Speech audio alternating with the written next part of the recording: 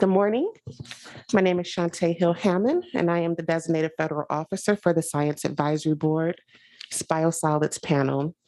In my role as DFO, I would like to formally reconvene this public meeting and share some administrative remarks. The SAB is an independent expert federal advisory committee chartered under the authority of the Federal Advisory Committee Act. The SAB is empowered by the Environmental Research, Development, and Demonstration Authorization Act to provide advice to the EPA administrator on the scientific and technical underpinnings of EPA's decisions. This panel and all committees of the SAB provide advice through the chartered board. The SAB staff office has determined that advisors participating in this meeting have no financial conflicts of interest or appearance of lack of impartiality under ethics regulations specified in the Code of Federal Regulations, Title V, Part 2635, relating to the topic of this meeting. FACA and EPA policy require that SAB meetings be announced to the public in the Federal Register and that substantive deliberations and interactions with EPA and the public be conducted in open sessions where a DFO is present to ensure that the requirements of FACA are met. There is an opportunity to present clarifying comments on the agenda today. Individuals wishing to provide clarifying comments should provide an email to me at hill-hammond.shantae@epa.gov, providing your name and affiliation. And I ask that all requests for clarifying comments be submitted by 11 a.m. Eastern today. Again, this meeting is open to the public and accessible by webcast and telephone. For the webcast link, as well as our telephone number, please see the SAB website. Click on upcoming meetings and then click the link for today's meeting. As members of the public are listening by the telephone, I will ask all panelists who are speaking to announce themselves before providing remarks. And finally, all participants at today's meeting are asked to acknowledge their attendance by providing their name and email address and affiliation to me. With that, I will turn the meeting over to our chair, Dr. Sylvie Boudier. Thank you, Shantae. Good morning, everybody. We are going to start the same way we started yesterday, which is with a round of stating your name and your university affiliation, and we'll go the other way. So Jen, I'll start with you. Sounds great. Good morning. I'm Dr. Jennifer Sommel with Insight, Exposure, and Risk Sciences Group. I'm also an affiliate professor with the University of Minnesota. Ian? Mic on. I'm a professor at the University of Arizona and director of the Water and Energy Sustainable Technology Center. Mike? Mike McFarland, Utah State University. Linda? Linda Lee, Distinguished Professor of Agronomy at Purdue University. Greg? Greg Kester, Director of Renewable Resource Programs for the California Association of Sanitation Agencies. Paul? Good morning. I'm Paul DeLeo with the American Chemistry Council. Lisa? Hi, Lisa Camp. I'm the Health Risk and Toxicology Practice Leader for Woodard and Curran, Inc. Jennifer? I'm Jennifer Arp, Executive Manager of Environmental Affairs for Cherokee County Water and Sewage Authority. Florence? Dr. Florence Honoro, South Carolina State University, Plant and Environmental Scientist, and also 1890 Research and Extension. Thank you. Drew? Yes, Drew McAvoy. I'm a professor at the University of Cincinnati in the Environmental Engineering program.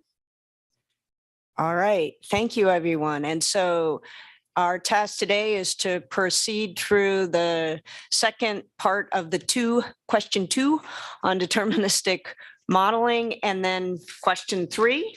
And so if we can have, there we go. Question, is that where we were? 2D.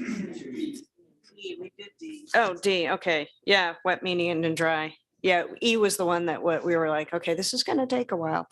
EPA has developed 4 scenarios for the screening level risk assessments, including specific pathways. Are the pathways for exposure simulated in the BST appropriate for a national screening level risk assessment? If not, provide recommendations on pathways of exposure EPA should consider for the screening level risk assessment. And the subgroup that is in charge of this question, it is led by Paul DeLeo with Lisa Camp and Greg Kester. Thanks, Sylvie. So the 4 scenarios that are part of the conceptual model include 3 scenarios under agricultural land application. So that's crop application, pasture application, and then land reclamation. And then there's the 4th scenario is disposal in a surface impoundment or lagoon. And the white paper, the framework document has illustrations of those conceptual models, and within those conceptual models are the individual pathways. And so we're asked to comment on the scenarios and the pathways. I think we've had this discussion yesterday about the receptors. I think generally there was a level of comfort with the human receptors. And then the question of routes of exposure and pathways to the human receptors is where the discussion is led. From my perspective, I think most of those pathways are appropriate. I think where we started to get hung up a little bit was with the specifics around the farm family and the extent to which a single farm family example is ideal or completely appropriate for the different pathways and routes of exposure. And I think there's some opportunity for modification of those without significant rework, if you will, for EPA. So I guess I know Greg and Jennifer had specific written comments, and I don't know if Lisa also has comments. So maybe we'll start with Greg. Do you want to speak to this topic? Sure. A lot of these issues, I think, were discussed also in other parts of question 2. But there are issues with the consumption rates for everything that the farm family is going to be consuming. Every fruit and vegetable crop is consumed at the 90th percentile level, and all 100% contaminated. And then the fish as well. I think Lisa can talk more on that. So that is some question. The drinking water, they wind up at 3.5 liters per day, but that I think has been pretty consistently used within EPA as a conservative value. So those are the big questions I think that I had, was just on the routes of exposure for the family. Great. So Jennifer had written comments, and then Lisa. Thank you. I don't know that I have additional comments that would be distinct from what I provided yesterday, since there is some overlap with these. But I think, again, just thinking about the dermal and inhalation pathway questions and whether those should be included in the screening model, or perhaps reserved for the more advanced model, but that there should maybe be some more thought about internal consistency there. I also just noted that it does seem like the majority of the chemicals which are regulated under Part 503, which are metals, could present a dermal exposure opportunity and would not necessarily be eliminated through pathways in terms of fate and transport. So I think that was the other question I just wanted to ask. And let's see, finally, also based on page 24 of the white paper, there are these classes of chemicals which are listed there: anions, metals, PAHs, semi-volatiles, flame retardants, pharmaceuticals, steroids, hormones, and PFAS. Of those, a number of those do have quantitative dermal transfer data in the published literature.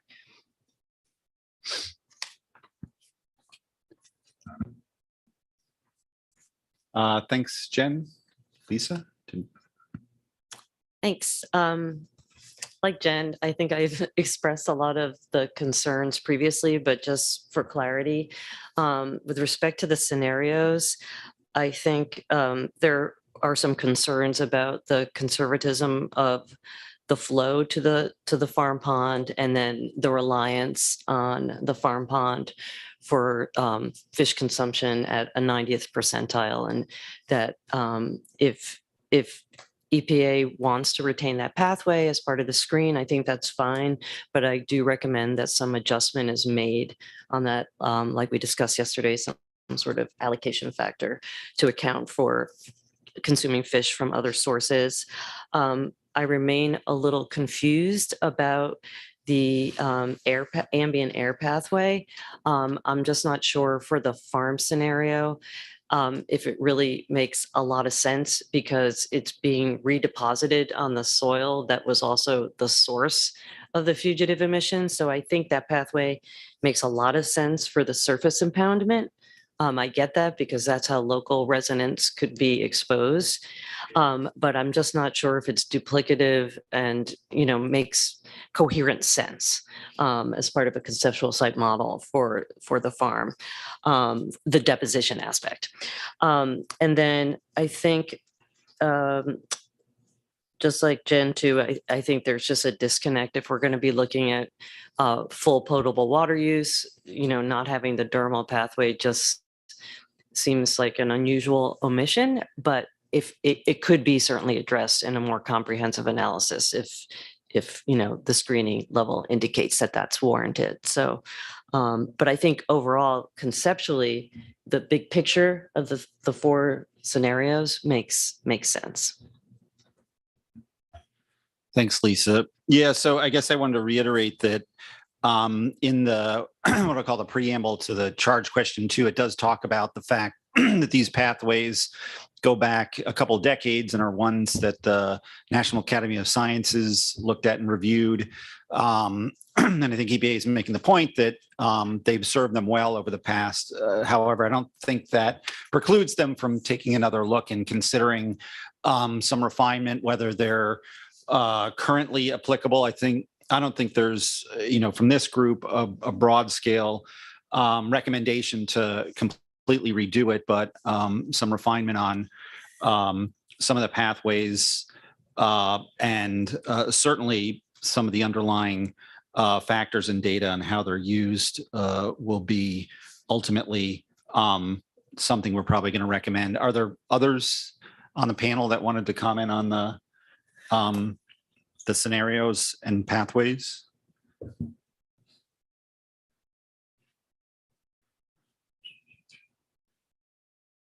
Wow. Go ahead. Mike. Thank you. I just have a general comment, because I think those remarks were very appropriate, and answering the charge question. One of the and this really goes to Greg more than anyone else, is when you look at the current rules for land application of biosolids, we have in the rule various tables where we have numerical values for various contaminants. And if we look at table 1, okay, which are the ceiling concentration limits, my understanding is that they were established based on the 99th percentile of the 1988 sewage sludge survey. And so I know we have some concerns about utilizing the 95th percentile.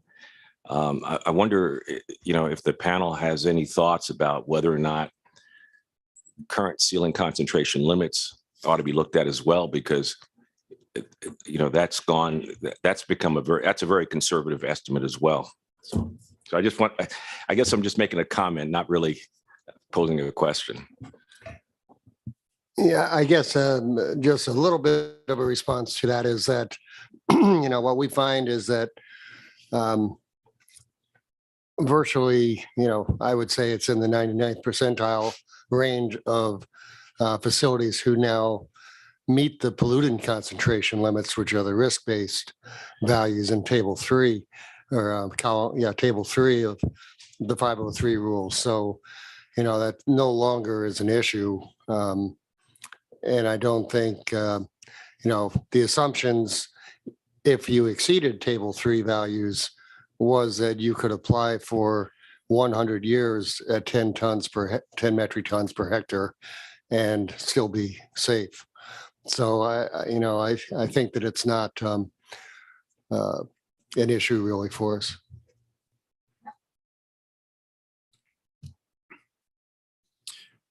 Drew, do you have anything you wanted to add on? And so I'll just, I guess I'll caveat that with, I think we're focusing almost exclusively on the human exposure here, and I have some thoughts on the eco side of things, but do you have something you wanted to add? Yeah, just to follow up, I mean, for the metals, I think we're in pretty good shape. I mean, using the 99 percentile, but I'm not sure that's true for organics.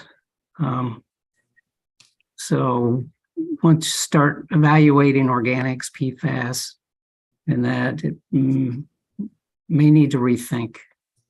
Seems pretty conservative, 99%.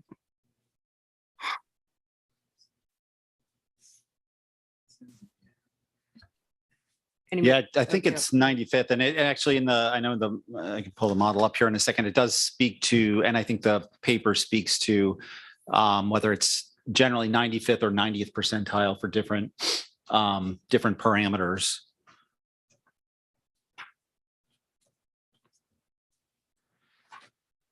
So I have some thoughts on the eco side of things. Okay, continue on the eco side before we.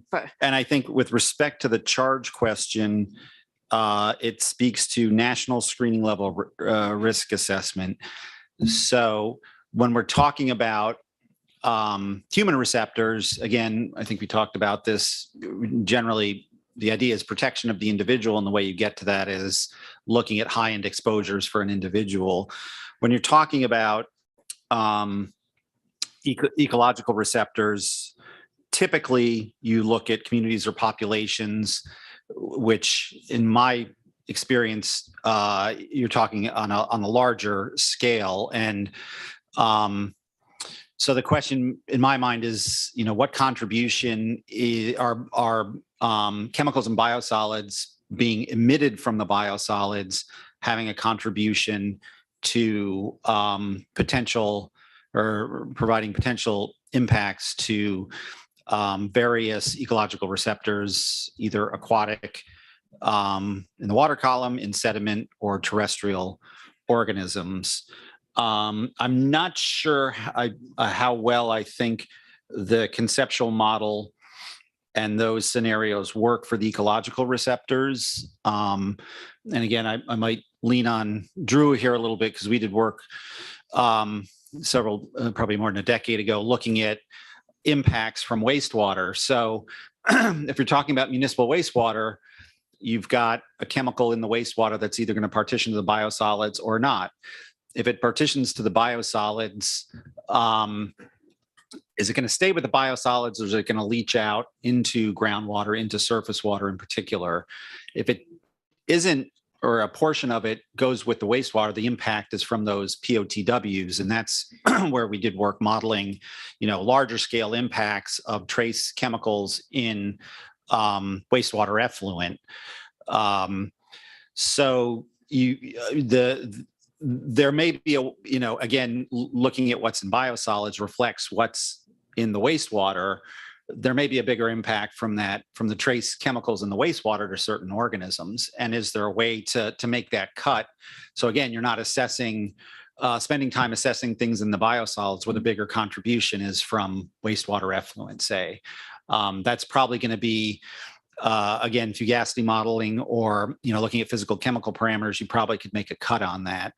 I think the thing we don't have, or at least I'm not familiar with, is a more regional, it'd be a non-point source model that looks at, again, this contribution from chemicals that are released from biosolids that potentially impact ecological organisms. And I think to Greg's point, I think he said this very early on, is this becomes, it feels like there's an underlying assumption that there's a disassociation of the chemical from the biosolids, and that's, it's a chemical assessment less than a biosolid assessment. So you have these different components, and we haven't talked a lot about that disassociation, what I'm calling disassociation, or the release or the bioavailability from the biosolids.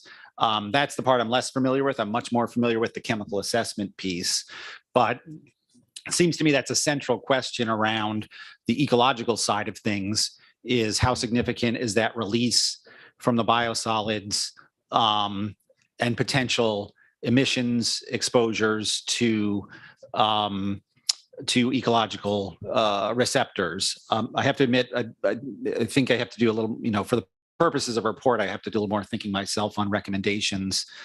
But I think, I guess I'm expressing some reservation about the current conceptual model to address that. And I think there might be a better way to do that.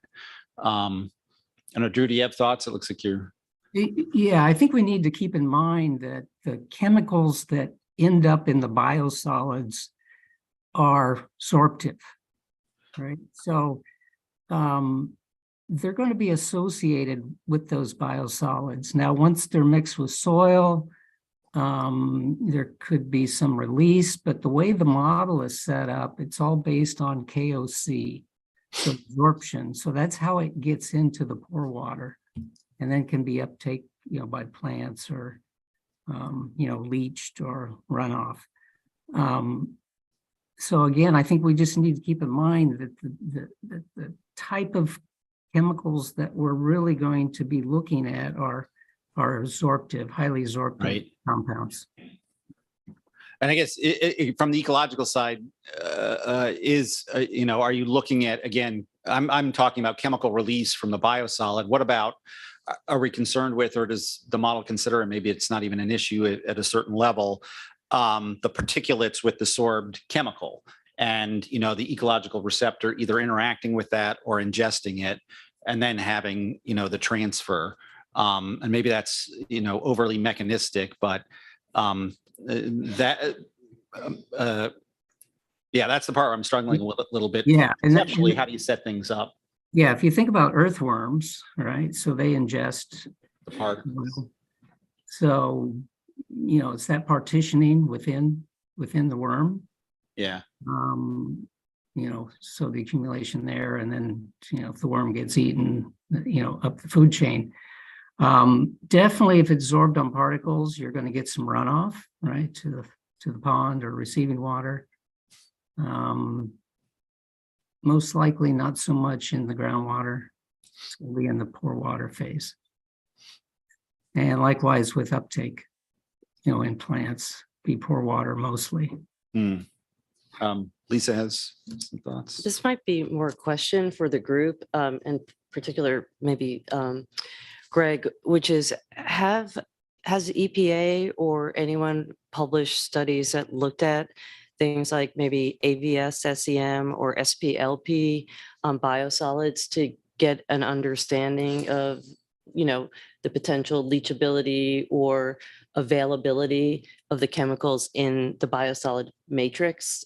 Is there empirical data that, maybe some kind of factor could be established to sort of account for that matrix? Or Greg, go ahead. Yeah. Well, the TCLP test is run if it is ever going to be landfilled, which isn't California. We require a water leachability test, but I'm not familiar with other models that have been run. I think, as Lisa said, Linda said, it's probably largely a function of the carbon content in the biosolids, which is very high. I think in the document they assume 0.4 And I think it could very well be higher than that in many cases. But yeah, others may know of other models though.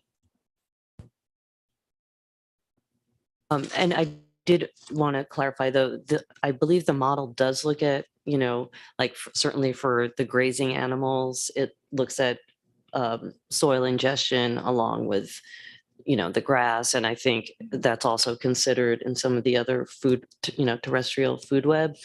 I think my biggest concern is, like we discussed yesterday, the actual quantity of runoff that's going into that farm pond, because just looking at some of the predicted concentrations from the examples in the model, they were very, very high. And if the setback requirements are met that, I know the rule discusses, I'm just not sure how realistic that is. It just seems like a very simplistic set of assumptions were used for the surface runoff pathway. And just if I could, I think you make a good point too. Maybe this isn't the appropriate question for it, but on the, the buffer zone around the farm pond, I think really should be included, and it is not. I don't see how that's feasible. I think, Paul, you bring up just a great point, and this is the one that I keep hammering on, is that disassociation of the chemical and the biosolids is critical.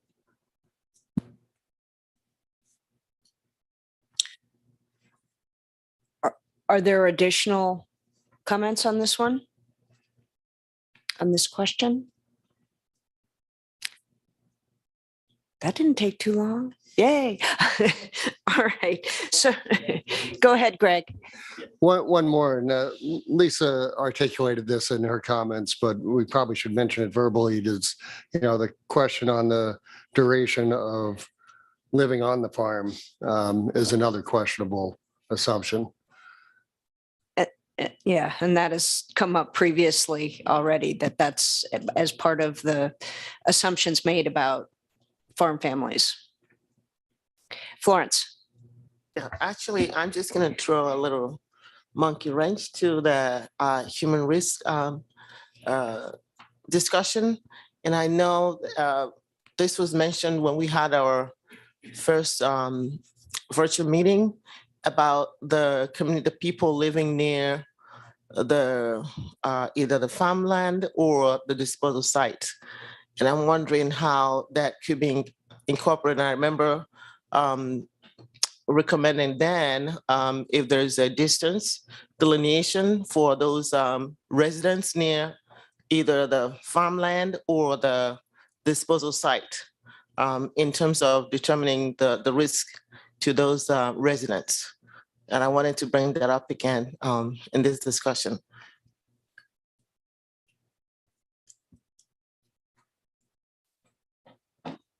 I was going to say my understanding of, that farm family is something of a surrogate for that community. So I guess the question would be if you have communities that live closer than the farm family, or are there other factors that you're thinking of that would cause the community to be impacted differently from the farm family?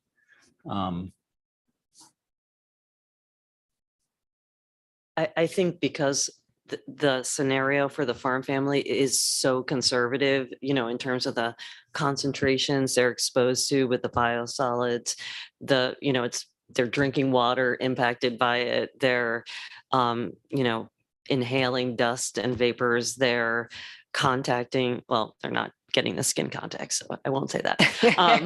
But they're ingesting, everything from the land and the pond.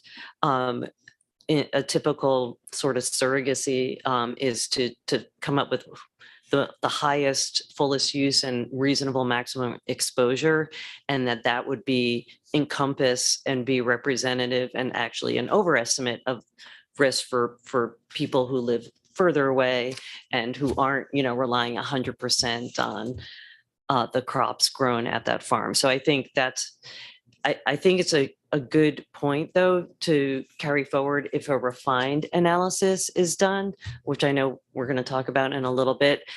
So for any of these chemicals that indicate the potential for excess risk based on this screening model and going to the refined, I think other receptor groups like that are going to become very important to include. So I think it has a great place there. I was just going to say as well, same thing. I think this is a great point to address in the refined assessment section, where a more realistic, lower, maybe one more step removed population should be considered. But I think it makes sense. I agree.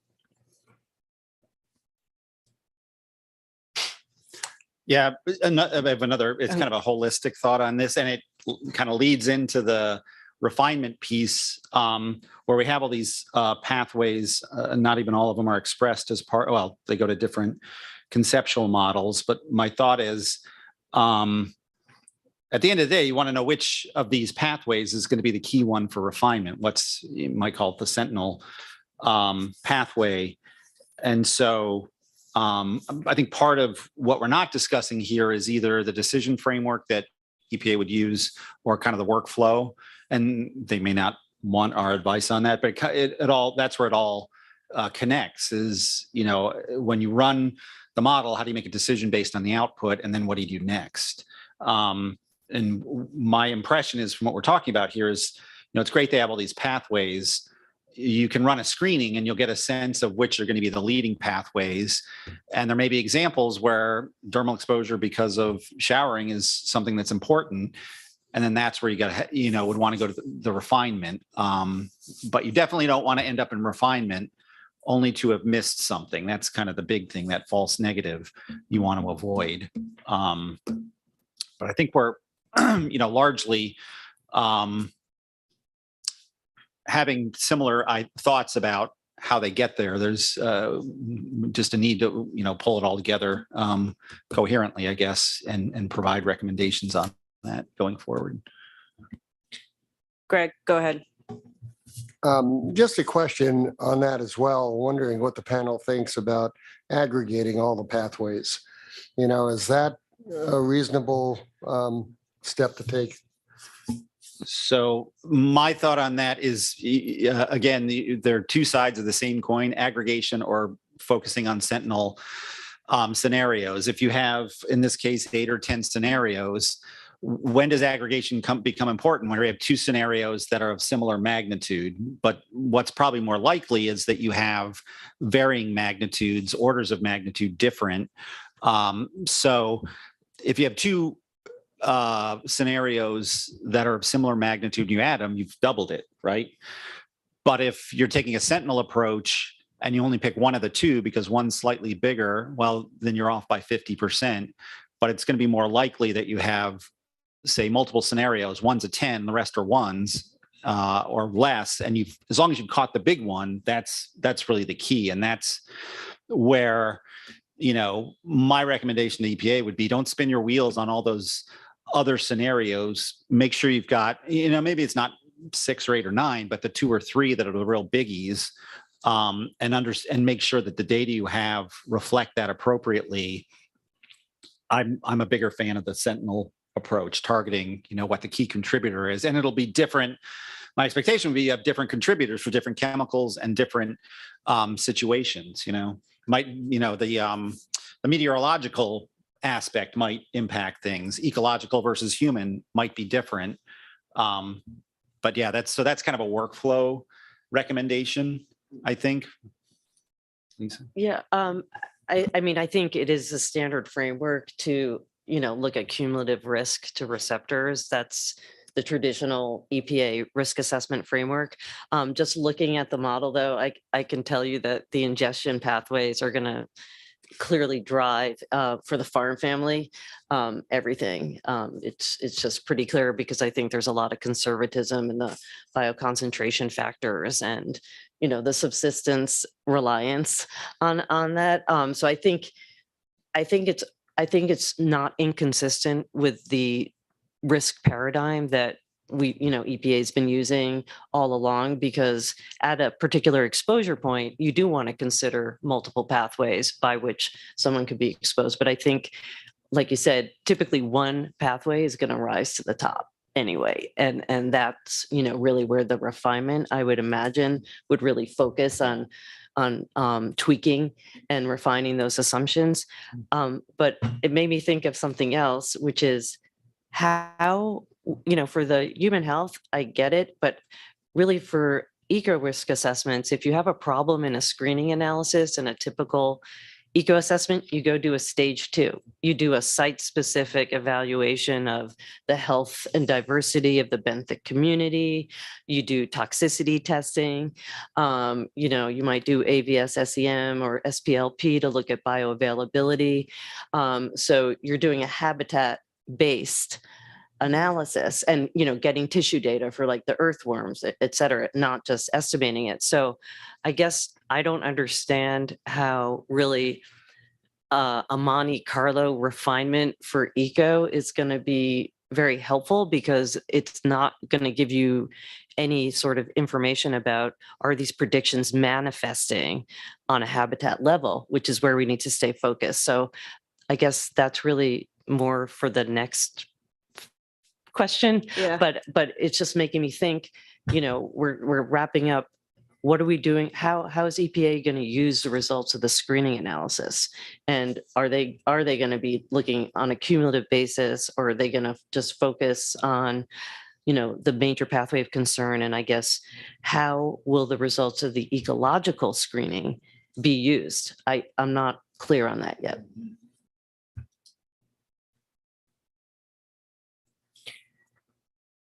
Other comments on this question?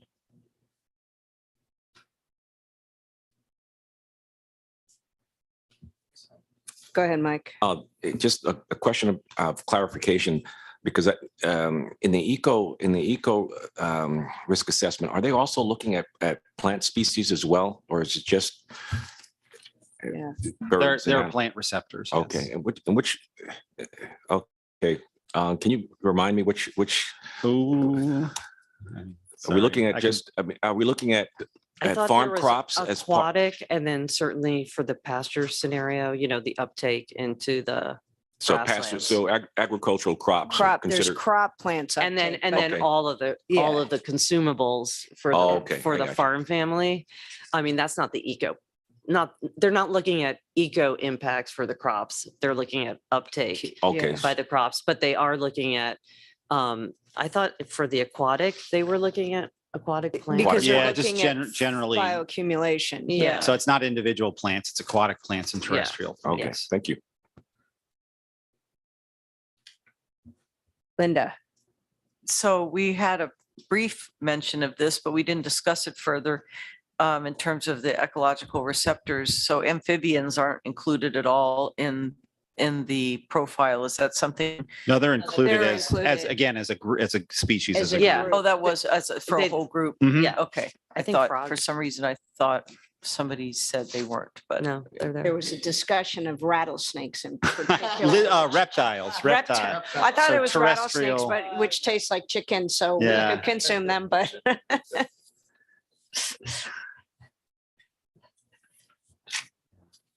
No reptiles. okay. Further comments on this?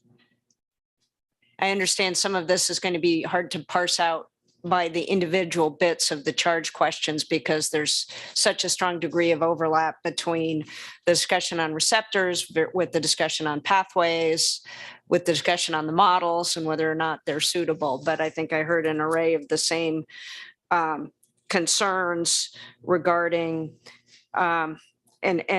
but also the reminder that this is, okay, is this suitable at a national screening level, so that, sort of pulls back from some of the things you would want to see included at a higher level. So communities that might be exposed versus the farm family. If the farm family gets to be basically the sentinel pathway for everything. Still, there are concerns that that perhaps needs to be modified.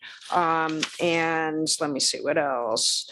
And again, some more discussion about the unique nature of the biosolids matrix and how the approach would probably be at best be tweaked to recognize that the goal or the stated goal is to do a risk assessment of biosolids, not chemicals in biosolids per se. So yes. I know that this issue has been brought up several times, looking at the biosolids matrix, and I get the impression that the agency is looking purely at the organic carbon content. Greg's made a good point that looking at the type of processing in the wastewater treatment facility is going to affect the quality of the organic carbon. And then, of course, it's going to have an impact on absorption and release of chemicals. I don't know how the agency could take that into account. Maybe the panel has some ideas on that.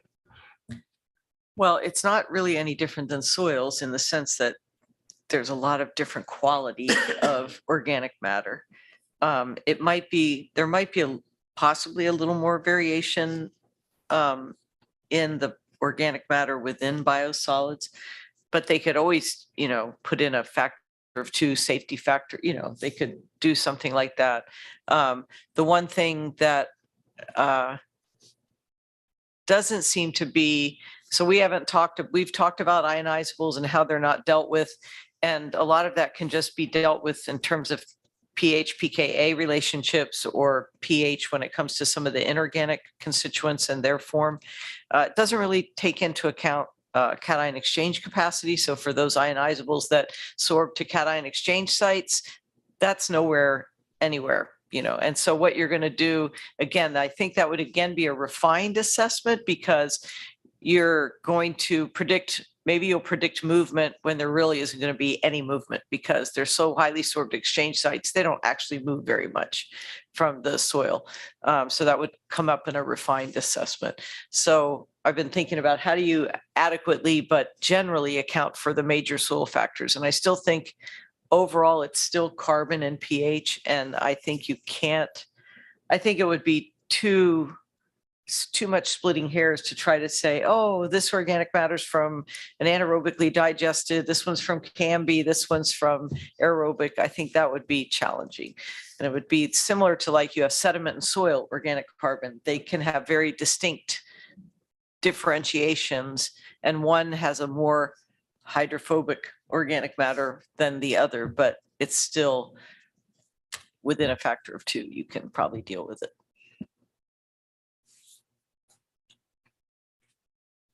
Okay, any last thoughts on this one? Lisa? I just have a process question. Yes. So when we're each writing up these different intertwined responses, is the group or you going to have like sort of a overall summary for the broad charge question 2? There's usually a prefacing Paragraph. set of statements. Okay.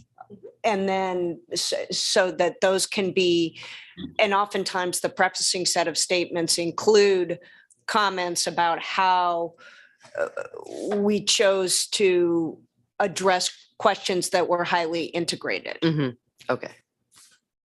Thank you. I got it right for the moment.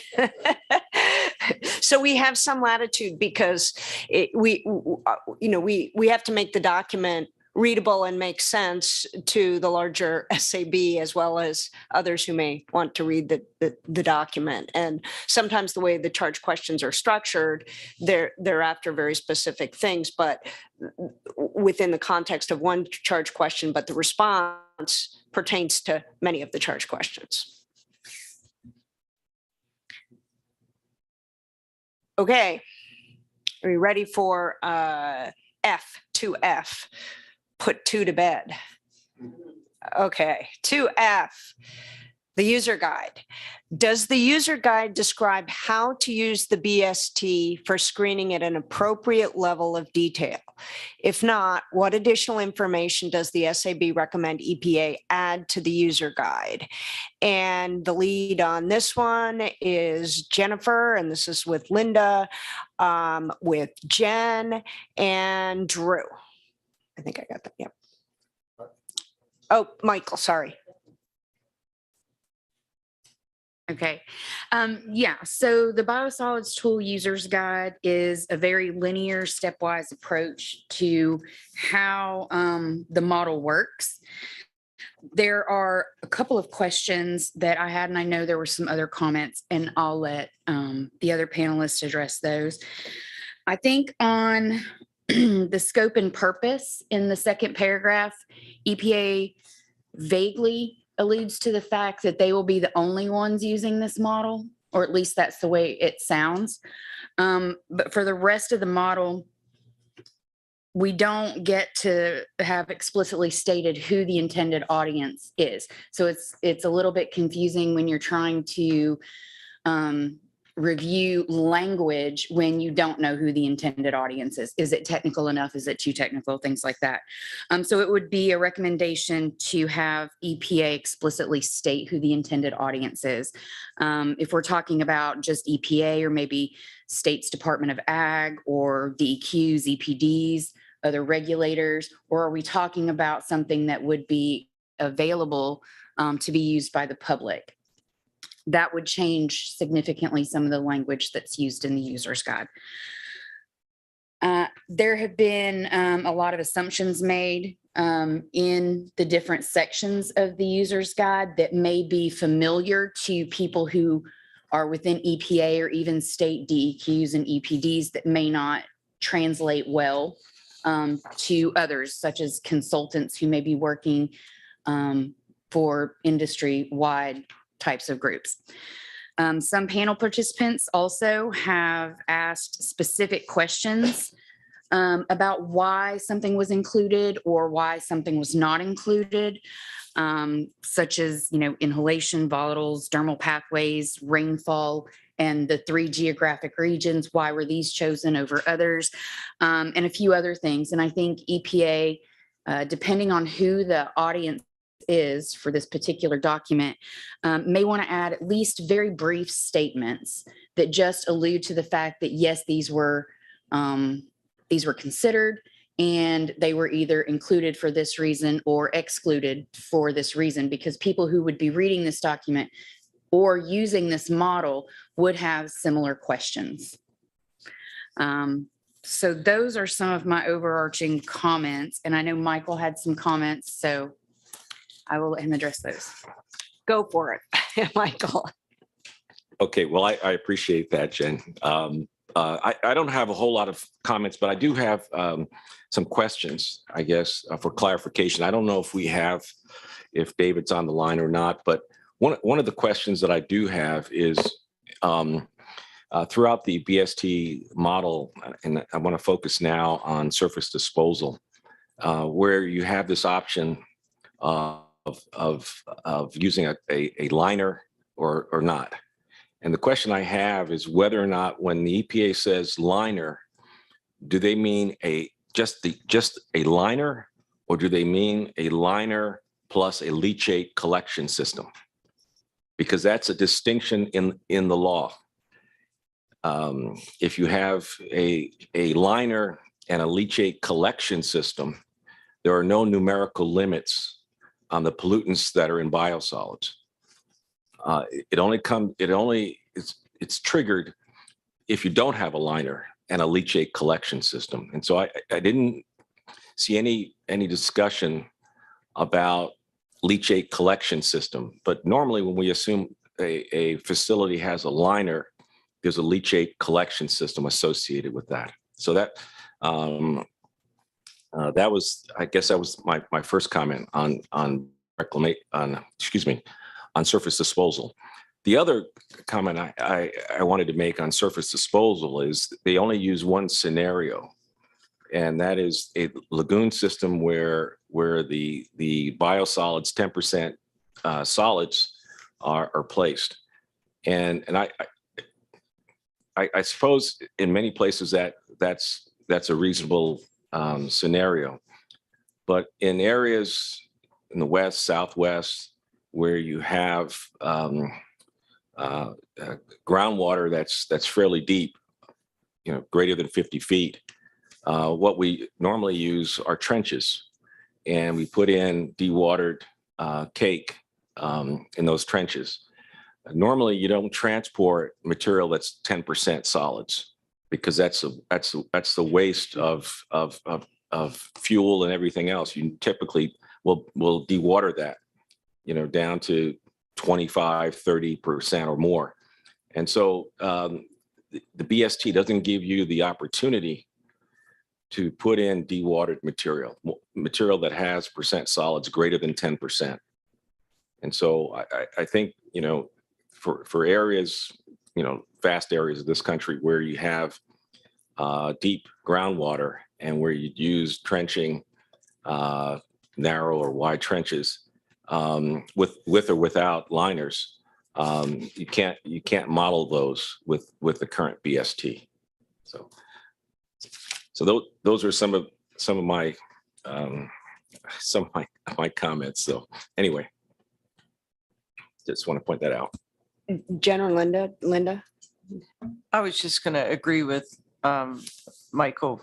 I mean, because overall biosolids can range from just under 4% solids all the way to about 97% from my experience in the last 5 years working with lots of different biosolids. So they've chosen certain little windows for each thing that might not capture everything.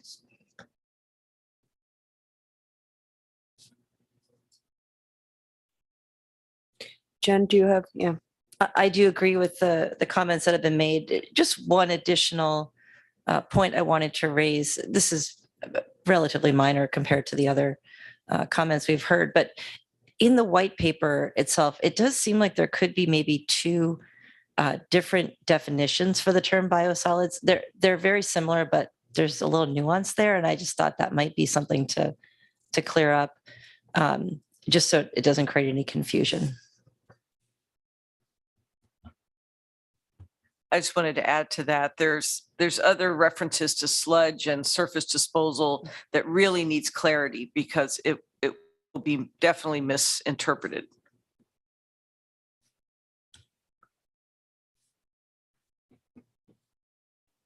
Go ahead, Florence. Yes, I wanted to comment on the disposal requirements. In the information here is given on 3 different options for the liners. Who determines what if a farmer or who determines what type of liner could be used, and are they required? I know there's no legal restriction for them to use any of this. Okay. Go ahead, Mike. We're and getting then into the Mike and weeds then here Ian. because, well, Greg again can hold me to account if I get this wrong. But the EPA defines what a liner is, and it's material that has a hydraulic conductivity of 1 × 10⁻⁷ centimeters per second, or less. Okay, so normally what we're talking about is bentonite clay, usually 3 feet plus a geomembrane. Okay, and so the agency has done a good job in defining what they mean by a liner. The real question is, if you have a liner, does it also incorporate a leachate collection system? In other words, can you remove the liquid? Normally, when we talk about a liner, we're talking about a liner and a leachate collection system. You don't want that moisture to accumulate and then have a hydraulic driving force. If there's any leakage, now you've got a driving force to put that into the groundwater. So in the law, in the rules, they make it very clear that if you have a liner and a leachate collection system, you can virtually put whatever you want into that monofill, as long as it's Class A or Class B. But in terms of pollutants, you can pretty much put whatever you have. You know, there's no numerical limits on pollutants that you put into that facility. Okay.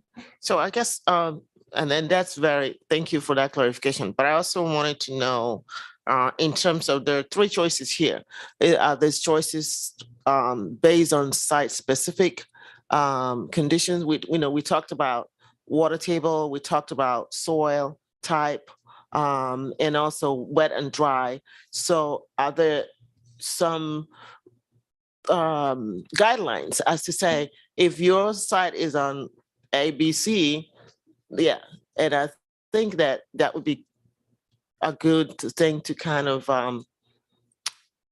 incorporate in there to guide. I know I say guide. That's what I'm actually alluding to. No, I think. Okay, Mike, then Ian, then Drew, Linda. Well, Okay, yeah, go. I was going to pass that question on to someone else as well, because I normally the surface disposal sites that I'm familiar with are all trenches, and I know that, you know, in California they probably have other types, area fill mounds and things like that, but in the Intermountain West, and maybe this is also for Arizona, where you have depths to groundwater that sometimes are over 100 feet, we opt for narrow trenches or wide trenches. And you have you put the material in, you have to put a daily cover on, okay? And so you have various lifts, and then you have a final cover. And then you close you manage the site until you close it. But that's normally how it's done. But I'll pass it on to some of the other experts here. Ian, go ahead. Just a couple of points. One, in terms of the definition of biosolids, the important thing is biosolids implies treatment, and that's what differentiates it from sludge. And that's a key point. So I get irate when people equate the two, sludge and biosolids. They're not the same. And the second thing is that there seems to be increasing interest in new drying technologies for biosolids. And I think that's going to become more important in the future in terms of inhalation exposure. Those drying tech, I don't know if that, certainly around our area, and I know in the Northeast, they're interested in drying as well. So we're going to see more and more of that. All right, Linda, go ahead. Drew, I think Drew has a comment too, but go ahead, Linda. I'll address Ian's comment first. Yes, with the drying, but in most cases, they're still going to disc in 2 inches or 7 inches. So it's mostly just still during that application time that we've already discussed as being the biggest place that there'd be inhalation. In terms of, again, I even get confused sometimes about what they're talking about surface disposal, but I know there's places that do dedicated land disposal where none of these things exist. They're just every year putting on biosolids in the same dedicated small land area, no liner, no deep depth to groundwater.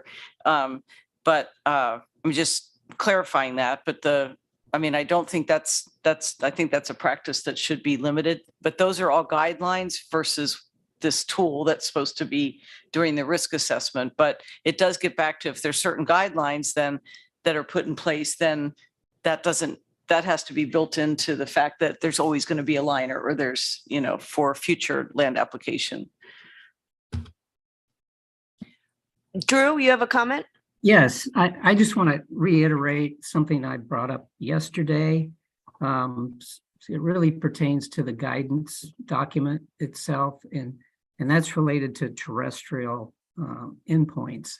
I mean, if you look in the guidance document, they've got a list of, 20, 30 different species that you could look at. But I'd like them to put some guidance towards, I guess, priority on looking at bioaccumulation within the terrestrial environment. So I mentioned this yesterday. So like going soil to worm to bird, or worm to mole, and I guess maybe rattlesnake, whatever. But to actually provide guidance for the user on what endpoints they should be focusing on.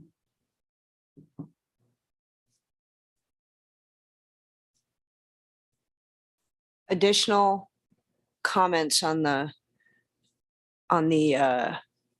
user guide? One Anybody, small, just Go ahead, maybe a Drew. question, yeah. Has anybody actually done a thorough review and actually tried to run all the scenarios? And did you run into any issues with trying to get them to run? I think that's kind of the comments that they're looking for. I didn't have time to do that. I did such an analysis, it's probably been 8 years ago when they were developing BCAM. And I found a lot of things that I couldn't find or how to actually maneuver and implement the actual models. So I'm just wondering if anybody's had a thorough review of using the guidance document. Go ahead, Lisa. I have run the model I focus on BAP, benzoate, one of the 4 examples in the organic. And it took a long time to run. I did have a lot of issues with my IT department, as Shantae knows. I think the coding is, there were some issues with the way the coding was done that certainly made our sort of software and firewall, like it just couldn't find certain connections that were part of the model loops. But we ultimately got it straightened out, and I was able to run it successfully. It is not very clear what is aggregated in the model, like the outputs. So what it gives you is it does give you like the estimated exposure concentration to what, like, so I ran it for example, the crops. So it shows you, okay, what's the, for certain kinds of fruits and vegetables and soil, what was the exposure point concentration, as well as what the risk, non-cancer and cancer risk was. So I thought that was good and helpful. But then it had a line saying something like total ingestion or cumulative ingestion, but it wasn't clear if it was just summing the consumables, was it also including the water, or was it just soil based? So I think in terms of the output of the model, they could refine what those results actually are representing better. But I think like you started this, Jennifer, it's not clear to me, are they thinking people like me as a risk assessor is going to be using this model? Because I think it would be great if it was something that was developed for people to understand and maybe apply at, on a site specific basis, if that's pertinent. So I'm hoping that would be something that would be accessible to, other stakeholders beside EPA, and that some additional clarity on the outputs would be very helpful. I just want to get back to some things that came up yesterday that will then now relate to the user guide. So we had talked about, meteorological locations versus soil locations, and they do, in one of the tables, they do say that the soils will be selected based on that area. So it will be, associated that way. But when we talked about how some of the outputs didn't make any sense from what we know about these chemicals, and we were trying to better understand how was surface runoff really dealt with, when they have their table of input parameters, it's really not clear what's being used for all those parameters at all. So therefore you got to go dig into other guides that are all archived, or it's that because I couldn't run the model yet, which I still think that everything should have been easier for us to be able to do that. We didn't really have the time frame to deal with the IT. I'm glad Lisa did. So that's what I said. It's easy to think the guide makes sense, but until you actually run. So I'm mostly concerned with a lack of clarity on what parameters, are there default parameters that are set up here? Because each one of the models that they've selected to capture a transport pathway has multiple input parameters. Where do those get put in? And are there default parameters that are being used? Because what, like we said, is surface runoff just a sheet? It's all just going in. That's what it appears based on some of the numbers that were coming up in the 4 chemicals that they actually did do the assessment. So that's a little bit of a lack of clarity. And David may be able to address that for us.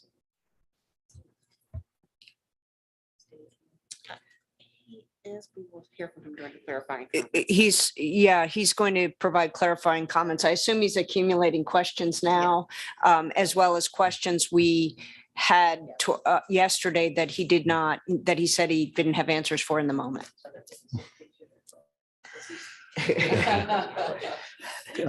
Go ahead, Greg. Yeah, I think Drew raises a really good point, and I applaud Lisa for being able to run the model. I think that would be a very useful step for us to be able to do. And just sort of just make sure that it passes a smell test. I mean, I'm surprised that caffeine is on the list, and it would be interesting to see what the model says about that. And, you know, there's a number of others. I think that it would be very useful for us to be able to run it. Yeah, I strongly recommend it. And a lot of the inputs were set, like I couldn't, you know, most of them are set at certain defaults. So it's not like the user could. There's a subset that's editable, but right, not but it's a small subset. And also I think they were just trying to have us run it as an example versus like truly use it, which gets back to that first comment. Yeah. But that's why I ran benzoate and like I said yesterday, you know, the input concentration was anthropogenic background of about 2 ppm, and it had very high risk amount. So again, I think it would be good for us to be able to run this and just sort of see gut check wise, does this, you know, make sense? And I think EPA should be looking at it that way too. Yeah, And I think I totally agree. Oh, sorry. I was just gonna say, and I agree with that. And I haven't been able to get it to run yet. I have to work with my IT folks as well later this week to see if I can get it running, but I haven't been able to do that yet. That's an interesting challenge, as some of us have just experienced an almost complete loss of our IT people. The ease of running things without advanced IT assistance is perhaps important. Drew, you have additional comments? Yeah, so, you know, one suggestion, I guess, for the EPA, I know we're on a strict timeline. We're supposed to wrap this thing up kind of like in the end of the month, but I would like it if they would give us a little extra time to actually run the program itself. I mean, it's going to take some time. And the other thing that you can do is actually add new chemicals. So I would actually like to try to add a new chemical and see, you know, what issues may come up with trying to, you know, set up a whole new system. Again, I would. Drew. What's that? I was going to try that for our favorite chemical that shall not be named. And the issue is they have about 30 chemical specific items that they want you to add in before it'll even try to run. Right. And I did not have that kind of time. Like it was many parameters that they wanted you to enter. So right. So again, requesting additional time for the panel to at least have a chance to run the and maybe some additional details so that even if it's their baseline parameterization numbers, to have those for a couple of more things.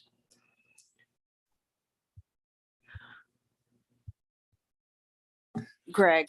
I second Drew's request for more time. I think it is critical. I might just add one thing. I don't know if maybe there's more conceptual tweaks or things that the agency would want to make first before we tried to do that step.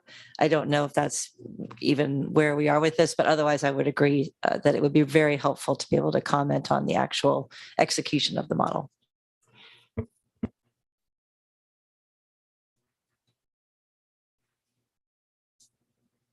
Other comments on this?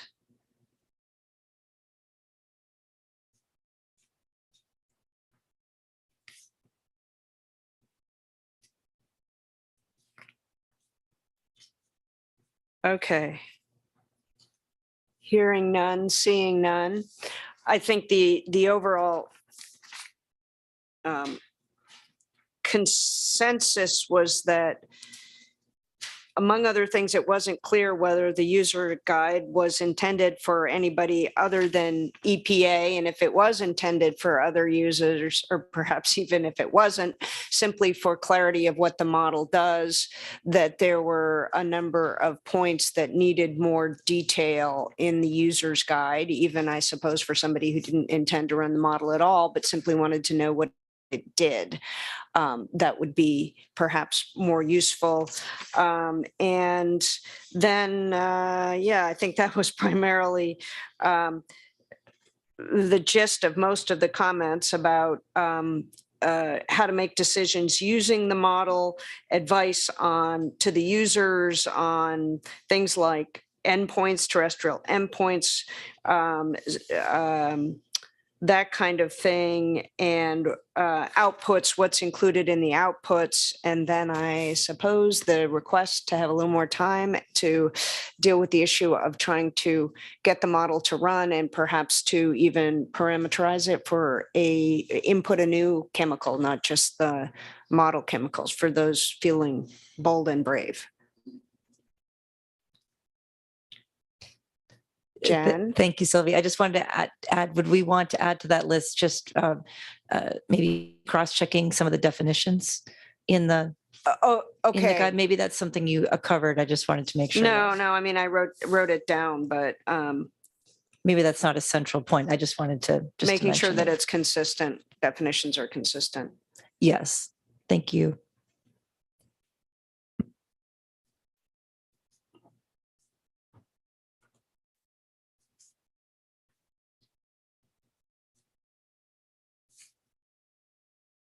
All right. I think are we scheduled for a break? 15-minute break. So we will reconvene at just before 10:30. 10:30. Make it 10:30. Okay.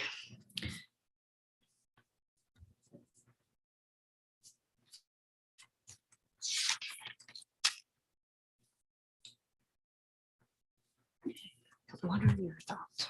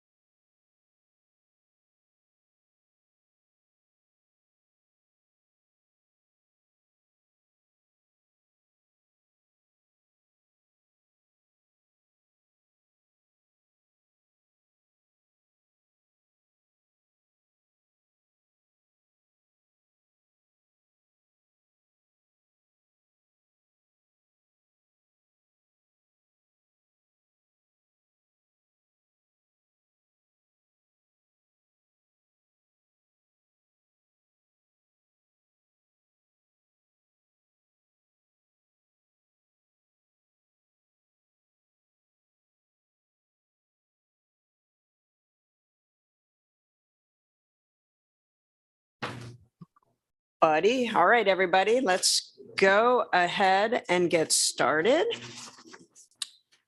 We are on question 3, which is the refined risk assessment. And the question is, the white paper describes data sources EPA intends to search to support conducting a refined risk assessment. Section 7.1. Are there any additional existing data sources on exposure that can be used to model inputs for Monte Carlo simulations? This could include data related to distributions describing biosolid land application rate, timing, number of applications per year, and operating life of the farm. Please provide references for these data sources. And the lead on this is Drew, and then it is Jennifer, Lisa, and Jen. So go ahead, Drew. Okay, great, thanks. So keep in mind, this particular question is related to data sources. 3B will get actually into the model formulation, where they have quite a few comments on that. But again, this question is data sources. Before we get into that, I just want to do a brief review of the difference of the refined risk assessment that EPA is using versus the BST model for the screen. So here, the real difference is that it's a probabilistic. So basically, you're taking the BST and instead of putting in point input parameters, you're putting in distributions so that you can create some probability plot. Just to remind you, there's various models that are being used both in the refined and in the BST. For the source, they're using EPA multimedia, multi-pathway, multi-reactor, multi-receptor risk assessment model. For the air, they're using AirMod. For surface water, it's EPA's variable volume water model. And for human food chain, it's EPA's human health risk assessment protocol for hazardous waste combustion and facilities. So those models are exactly the same, just the only difference that the input parameters are now distributions instead of a point. Now, there are differences between the groundwater, so I want to point this out. So in the BST, so in the screening model, it uses that DAF approach, so that dilution attenuation factor approach. And what EPA did is they actually used a fate transport model, the EPA CMTP model, to calculate what concentrations of the contaminants would be at the well. So it's actually transport through the unsaturated zone and then the saturated zone to a well that I believe is 10 meters down gradient from the site. So keep that in mind. They're using a more sophisticated model to come up with the DAF, the factors, right? And so how the screening level model works is that you calculate the pore water concentration that's in the till zone. So I know yesterday somebody mentioned 2 meters down, but that's not correct. So you're determining the concentration in the pore water in that till zone, that 20 centimeter zone, and then you're applying this dilution attenuation factor to that concentration. In the exercise that the EPA ran, they determined that a DAF equal to 1 would be appropriate, which means that the drinking water concentration of that contaminant is equal to the pore water concentration in the till zone. So again, keep that in mind for the screening model, very conservative. For the probabilistic or their refined model, they're using Drew. Yes. Drew. Sorry, I didn't want to interrupt, but I disagree with your description there. we are using 2 meters. It's that there are 2 soil compartments as part of the 3MRA model. And one of them is the thinner one, as you're describing. But then there's a second one also that's being modeled that goes the rest of the 2 meters before So is it- you so it- apply the DAF in the BST. Okay, so your white paper needs to have. Maybe there's a, sorry if that was inaccurate somewhere, but that is how the BST is actually working. It's not just 2 centimeters or a couple centimeters before you would start to hit the DAF application. I'm sorry if there's a misstatement in the white paper. Yeah, I'm just going up for what I read. Okay. So you're saying there's actually a fate transport in the unsaturated zone down to 2 meters? No. It's just the top 2 meters of soil. There's no Vados zone in the BST, but it's not such a short soil column that it's only a couple centimeters of attenuation before you hit the DAF model. That would be too short a soil column to only have 2 centimeters. So it's 2 meters, and I'm sorry if there's that got misrepresented. And how is that concentration modeled? So there's a one-dimensional soil column, and it's pretty similar to how those types of models are done. I can send you the equation from the 3MRA model for how it calculates mass transport through that one-dimensional soil column. Yeah, that would be helpful. If that helps. Yeah, so it sounds like your user guide needs a little more information, or your white paper didn't describe that very well. Okay. Okay, so in the refined model, the hydrous model was used, so that's a full fate transport. Now, David, while I got you on here, what I read is that only absorption is taken into account and not biodegradation. Is that correct? I'd have to check again to make sure that neither of those models could account for that. But that's what's reported, is that it's only absorption, no biodegradation. That could be correct, yeah. Which is important. And we can get into that in 3B, how that can be modified. So my point here is that the groundwater modeling is different between the BST and the refined assessment. All the other models are essentially the same, it's just the inputs are different in terms of inputting a distribution. Okay. So the other thing with the refined model is that, both approaches are based on the farm family, and we've done a lot of discussion on the farm family already. And the refined assessment can also consider other populations besides just the farm family. And it can include groundwater impacts and food consumption. So again, some of the, I guess, the comments that were made earlier on the screening tool, now that you get into the refined, you can make those modifications. So in terms of the inputs and the distribution, the kind of the main ones are the pollution concentration, so that contaminant concentration. It's 95th percentile for the screening. So now you can put in a distribution, operating life, farm, land application rate, meteorological conditions, soil types, farm size, water bodies. I guess that could get into Linda's comment about tiles and maybe going to a river.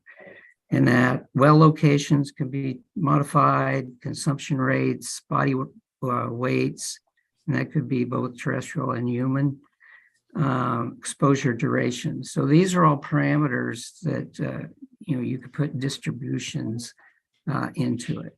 So again, this is just kind of a brief background of the refinement model that the EPA is using. So if we get back to the question at hand, which is data sources, the only that I found in the documentation was really on the toxicity side. So there is tox databases that were reported to use. So if you think about application rate or applications per year, I'm not aware of any data source where you go out and just find that information. But thinking about that, I mean, EPA has reporting requirements, so I would think that sort of information would be reported either to the state, because I know some states handle biosolids, and then US EPA, other states. So I think that type of information is available. It's just a matter of gathering it. So that's what I have to kick off this. So I'll turn it over to my cohorts here. Okay, thank you, Drew. Who wants to go next? Lisa. Hi, thanks. What I notice is that at this point, it didn't appear, and David can correct me if I'm wrong, that EPA was considering using distributions for things like plant uptake, bioaccumulation factors, or bioconcentration factors. And there are obviously many studies on specific constituents, based on empirical data that could be relied on to come up with distributions or ranges for those really important factors, because like I said, it looks like things like ingestion of crops or ingestion of beef and milk are likely to be drivers for certainly some of the organic constituents. And that is heavily influenced by uptake of the plants and animals, as well as bio concentration factors and bioaccumulation factors. So I would urge EPA to consider using, what we're all hoping is that there's only going to be a limited subset of chemicals that are going to need to even move into the refined analysis. So at that point, you're not trying to research 150 or 600 chemicals, which that I understand that would be too difficult to start trying to amass that amount of data. But, if we're talking about a handful of constituents that need to be carried through, I think that there, are ample data sources that can provide good inputs for distributions for those parameters. And just to name one, there's something called a review of BCFs and BAFs for aquatic life by Arno and I think it's Gobis from 2006. And that's available from Canadian Science Publishing. And then OEHAA from California had a tech support document for exposure assessment and stochastic analysis. They had a whole appendix on it. So, those are just a couple examples. But like I said, I'm hoping that there's going to be only a limited number of chemicals that need to even make it to this refined analysis if the screening tool, sort of set correctly, and that there's a lot of scientific data out there, based on empirical field studies for those parameters.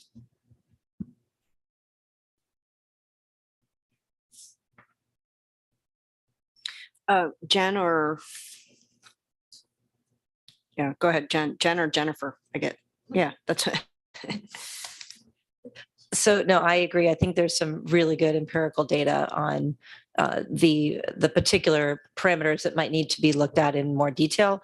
And I also agree with Lisa that I think ideally that would maybe, rather than trying to do that exhaustive search on the 600 chemicals identified now, that would be focused into a limited set of data. But certainly, stochastic modeling, stochastic analysis is very well established, I think is absolutely the way to go in the refined assessment piece, and will absolutely address this issue we've been discussing here for the last day and a half of compounding conservatism concerns with respect to the screening level model.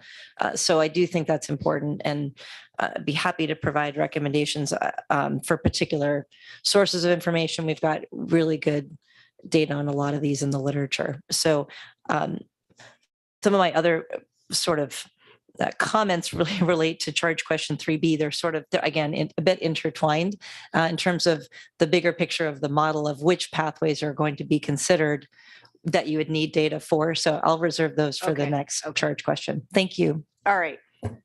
Jennifer, no comment. Other comments, Mike? I just want to make, I guess, more of an observation, and it goes to a statement that Drew just made about the ability to put in applications per year of biosolids. And so if we're looking at production of agricultural crops for family consumption, normally we're looking at one application per year. But if we're talking about commercial production, let's say of sod, okay, just turf, now you can get up to 6 or more crops per year. So you're talking a half a dozen applications, or if you're talking commercial winter and spring wheat, you're going to be applying twice a year.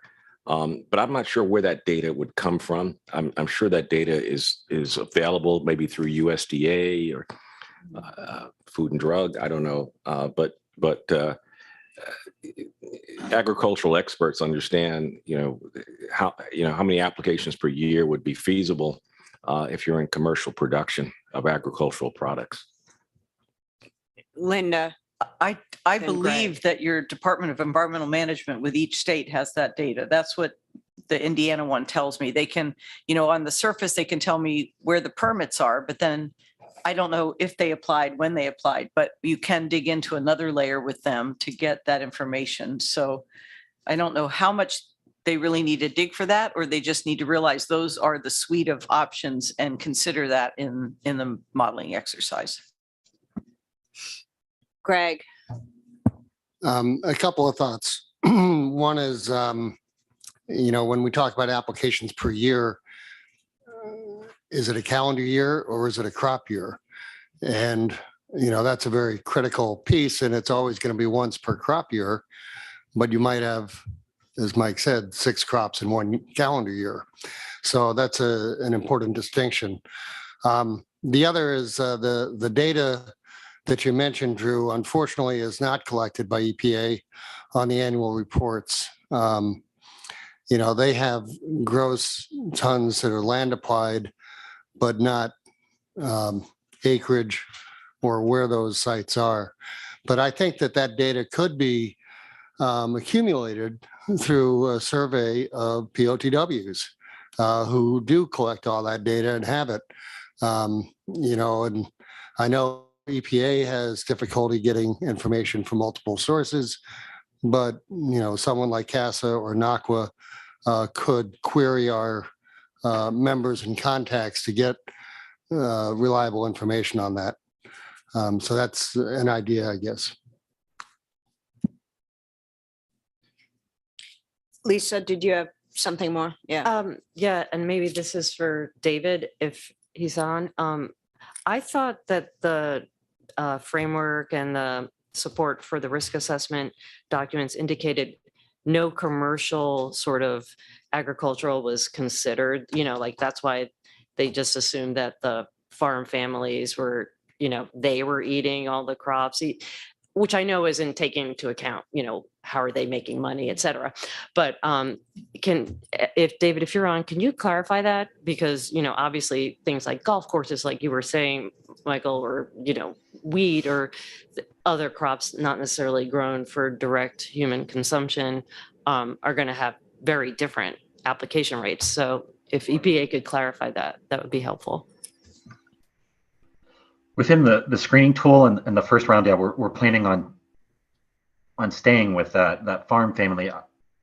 I would say, that once you move to a refined assessment, you might have to think about some of those other things that you're indicating. So, depending upon which pathway is the pathway of concern and how the risks pan out, you might look at more. as you just tipped off. So I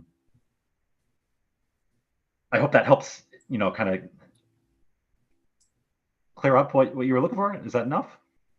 I mean, Yeah, can- that's what I thought. So that is helpful in affirming. And then I guess, I think just in general, the question a lot of us have is there's not a lot of clarity about what would be carried forward and when and how. So that wasn't really the focus of the framework and what are we going to do with this information, which I know is starting to get into the risk management piece, but it is really hard to look at some of these things in that kind of isolation because we're not sure what the next step's going to be.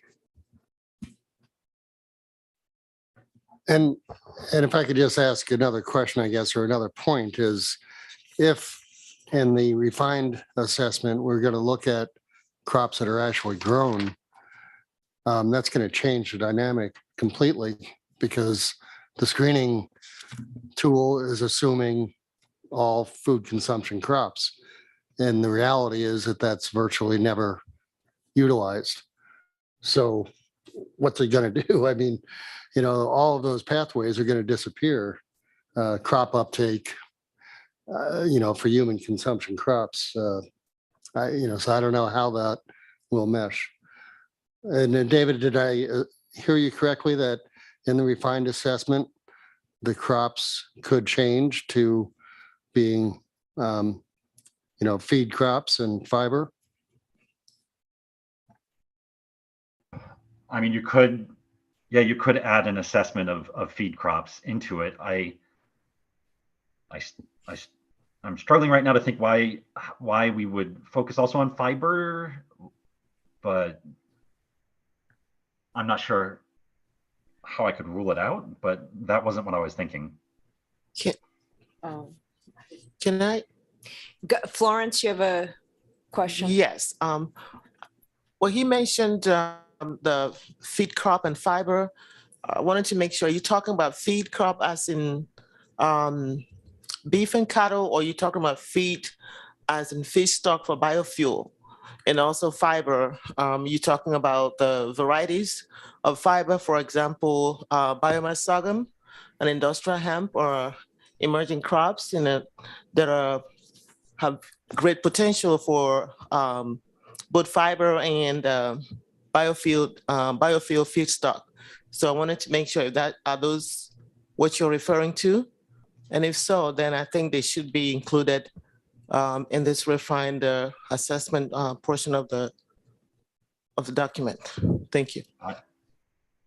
I thought fiber crops were things that you were using to make like paper or cloth or rope. That would be a fiber crop. I was answering it, and feed crops would be like growing hay or product or plants that become hay.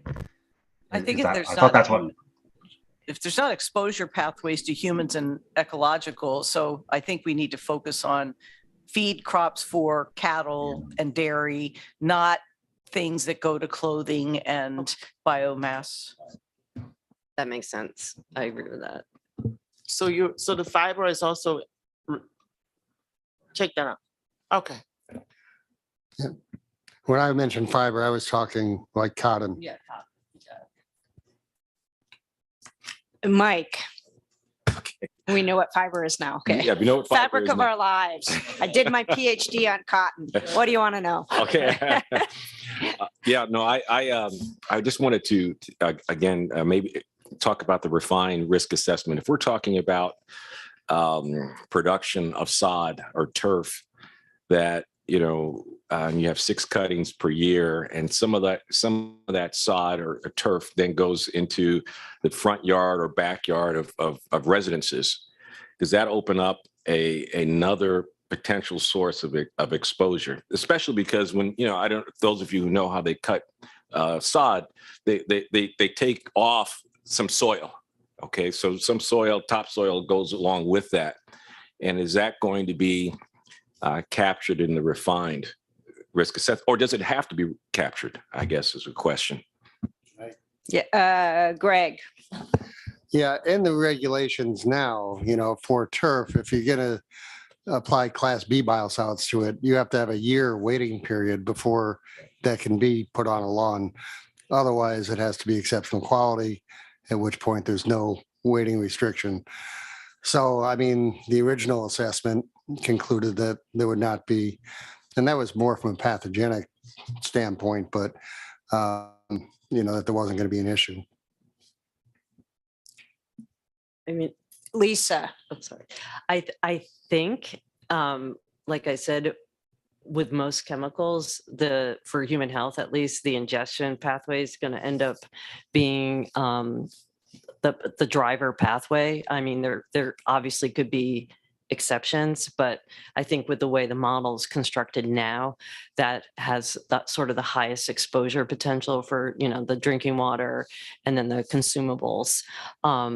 So it might be moot, you know what I mean, that to start looking at some of these other things that people aren't eating if that ends up being the driving pathway. So I think EPA should look at, on a pathway specific and route specific basis for chemicals that sort of need to be carried through. What are the drivers, and do we need to consider other scenarios that just aren't captured now? But if it really ends up being ingestion primarily anyway, then I think the scenarios probably we just need to look more at putting in distributions instead of point estimates for all of the key variables. I agree with Lisa and Greg on their responses. But I'm just wondering if you're using these products at your home residences, and you have young children, and they're going to be playing in the grass in the backyard where you've had this material grown in soil amended with biosolids, does that pose a risk? Now, of course, as Greg pointed out, Class B, you have to wait a year. Class A, you don't. And if we have chemicals now that come out of the deterministic risk assessment and now go into the refined risk assessment, are those chemicals captured in the first couple of inches of soil that are taken away when you remove the turf? Okay, so landscaping is the real issue here in terms of commercial use. I would just point to, what they did at Johns Hopkins in Baltimore, where children were having unacceptably high lead levels in their blood. So they used biosolids to decrease it by allowing grass to grow on their homes, and that decreased their lead levels very successfully. So, I mean, that's at least one example. Florence and then Paul. Okay, so I'm looking at the reclamation scenario where it's stating that higher rates of the biosolids will be applied to for mine reclamation sites. And I'm trying to get some clarification for those reclamation sites. What is the waiting time for those sites to be repurposed, or just to reclaim and never use for any type of cropping system for either human, well, not human, because for beef and cattle? So I think that it doesn't really go into details as to that particular scenario. And also, it also says here that the land use and the pasture could be used for pasture and beef cattle. If so, there should be some type of exposure determination or characterizations of those animals who are feeding on that type of site that have been reclaimed or received high levels of the biosolid. Mike. Okay, I'm going to try to respond to that. I think that's an excellent question, Florence. There's mining laws that require that after the mine closes, that it has to be restored. So you have to revegetate the site. One of the things that happens when we look at land reclamation, and I saw this in the EPA document, and it also my experiences is that they always require that the application rate be some multiple of the agronomic rate. Okay, so and I use, I think the example here, they use 5 times the agronomic rate, and that's pretty typical. Why they don't allow you to use more is I don't understand why they've stopped it at 5, but 5 times the application rate. Then once it's applied, then there is a 30-day waiting period before you can allow animals to come onto that site and graze. But in terms of other restrictions, Greg, I don't know if I can't think of any other restrictions once the material is down. Now we've done experimental sites where we've gone up to 20 times the agronomic rate, and the site keeps producing vegetation 15, 20 plus years later, it's still producing. Okay. But there's no restrictions, I think, beyond the 30-day grazing period to allow animals back on the site. But maybe that's wrong. I don't know. No, I think you're right, Mike, but I guess, when I think of land reclamation, I'm thinking Superfund sites that look like the moon, and they take significant time to have that vegetative capacity return. But they do, and we've had great experience with it. But there's a significant waiting period between when you would apply it to what looks like the moon and when you would have vegetation grown enough to allow grazing. Well, I guess it depends where you live in terms, geographically, because I've seen all sorts of excuses as to why we should be allowed to put in at least 5 times the agronomic rate. So it's not just, a Superfund site or a RECRA site, but if you have a site that's overgrazed, it's considered just a highly disturbed site. If you have a site that's sand dunes, you say that's over. That's a marginal site. So EPA gives you, well, I shouldn't say EPA, but the regulatory community gives you wide latitude in determining what constitutes a disturbed or marginal site. The question I've always had, at least to our regulators, is why are you limiting it to 5 times the agronomic rate? Especially if the depth to groundwater is 50, 100, 150 feet. Why are you limiting it to just 5 times the agronomic rate, where we could apply 20 times the agronomic rate and get close to the level that Ian was talking about, 150 to 200 metric tons per hectare. So I'd like to follow up with that. The important thing with reclamation, particularly of things like mine tailings, where you have 0% organic matter, 0 microbial populations, you have to put enough material on that site to allow for normal processes to occur over multiple years. If you don't put on enough material, you can get vegetative growth for 2 or 3 years, and then it'll peter out. So it's really important that you put on a big slug of material so that you can get natural humus formation in the soil and get the normal soil cycles returning.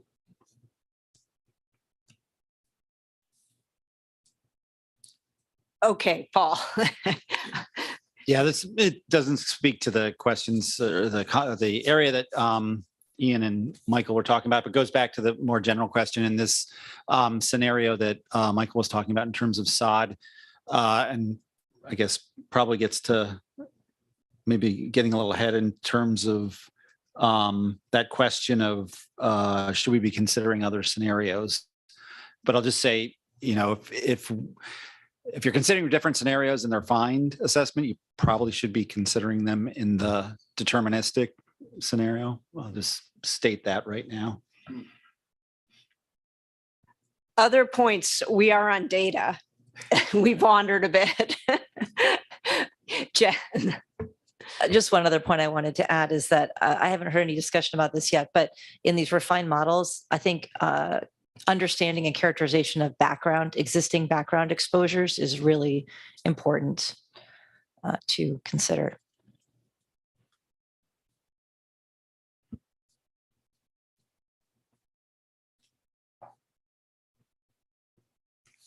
All right, other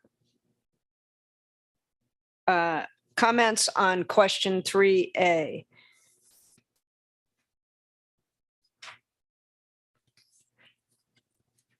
Okay, before we move to actually talking about the models themselves and scenarios and things like that further, what I think I heard regarding data was that it was, there were a few specific references made where there may be data that could be more readily used, but then also the comment that given it was expected that only a handful, I think I heard a dozen or something chemicals a year might be moved to higher level risk assessment, or maybe not, but that the work to put together the data from disparate available data sources was probably worth the time and effort, and going forward it would certainly be something to continue to build upon. Is that what I heard? Sort of, kind of. Okay. Linda, go ahead. Especially for the pathways that were most significant. Yeah, for the pathways that are most significant. So you would have to prioritize the effort to snooping and trying to find data, and the data may exist in peer review literature. It may be in gray literature that's within agencies, and sometimes that can be difficult to acquire, and sometimes it isn't easy to use because it's not standardized. But the effort to build those data sources is probably worth it in terms of using the models well. Other comments on it? Are we ready to move to the models? 3B? Let's move to 3B. Okay, I'll give an initial. Wait. I got to officially read so the sorry. question. You Sorry can read about it though. I'll read it. Question 3B, are there alternative transport models that EPA should consider for the refined biosolids risk assessment? Please explain the basis for your recommendation and provide references. And Jen is the lead, and then we have Ian and we have Drew. Thank you, Sylvie. So this turned out to be a bit more of a complex question than I initially anticipated, and maybe one of the trickier ones on this list. So I think in looking at the refined model specifically, I think, this is obviously stepping away now from the initial screening level model. I really tried to dig into understanding what would be the best examples of a comprehensive transfer pathway model approach that's been developed that would be appropriate here.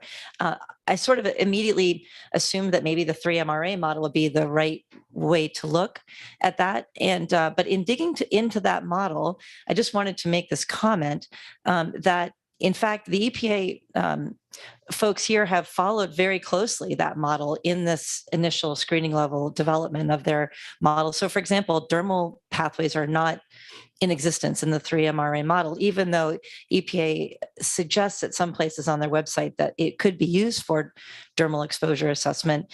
So they did follow, there's the inhalation during showering is there, and the other pathways. So I think in terms of following what's existing, the EPA did a nice job with that.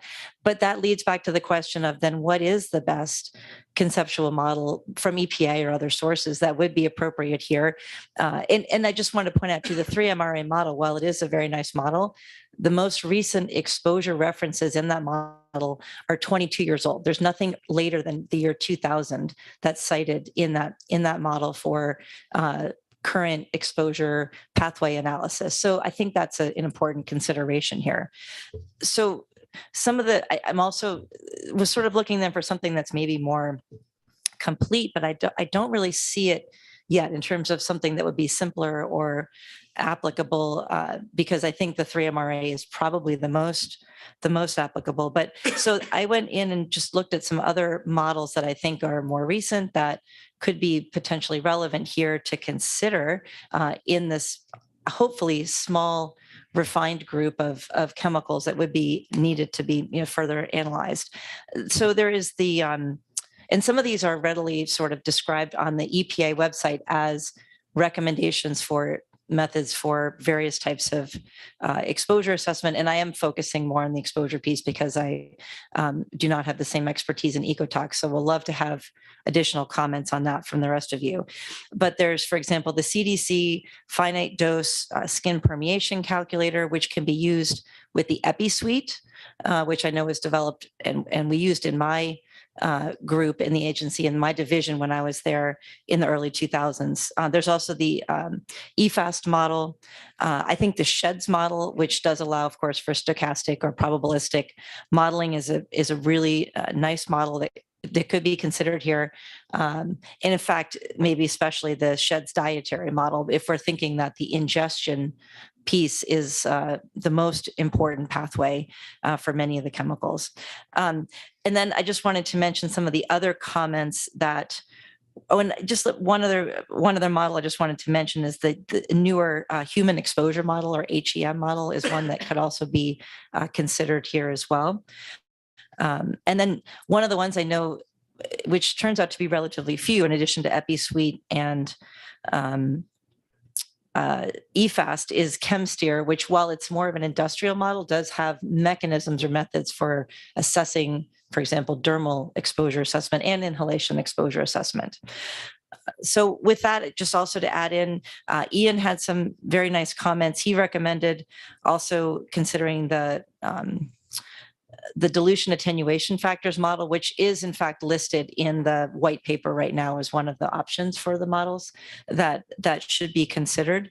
And then also Ian has recommended that specifically for example, PFAS, and looking at PFAS surfactant-induced flow and solid phase and air-water interfacial adsorption, that maybe a more specific model for that particular set of chemicals would be valuable. And he recommended a recent paper in the peer-reviewed literature by Guo 2022.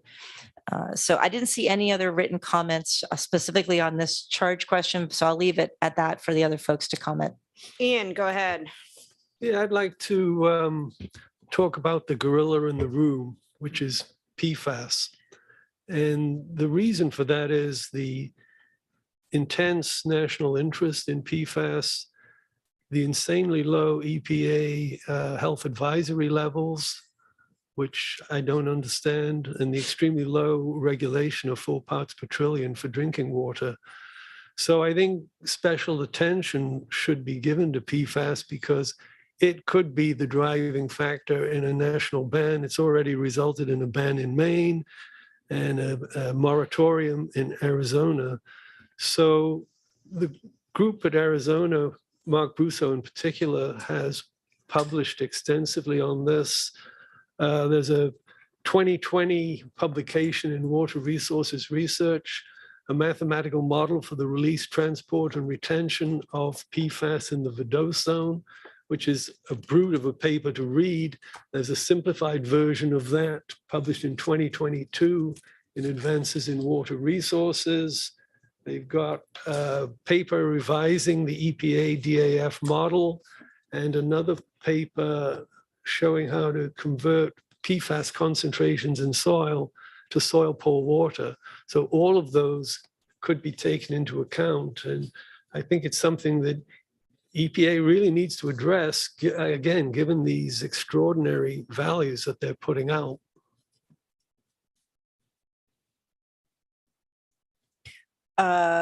Drew, are you?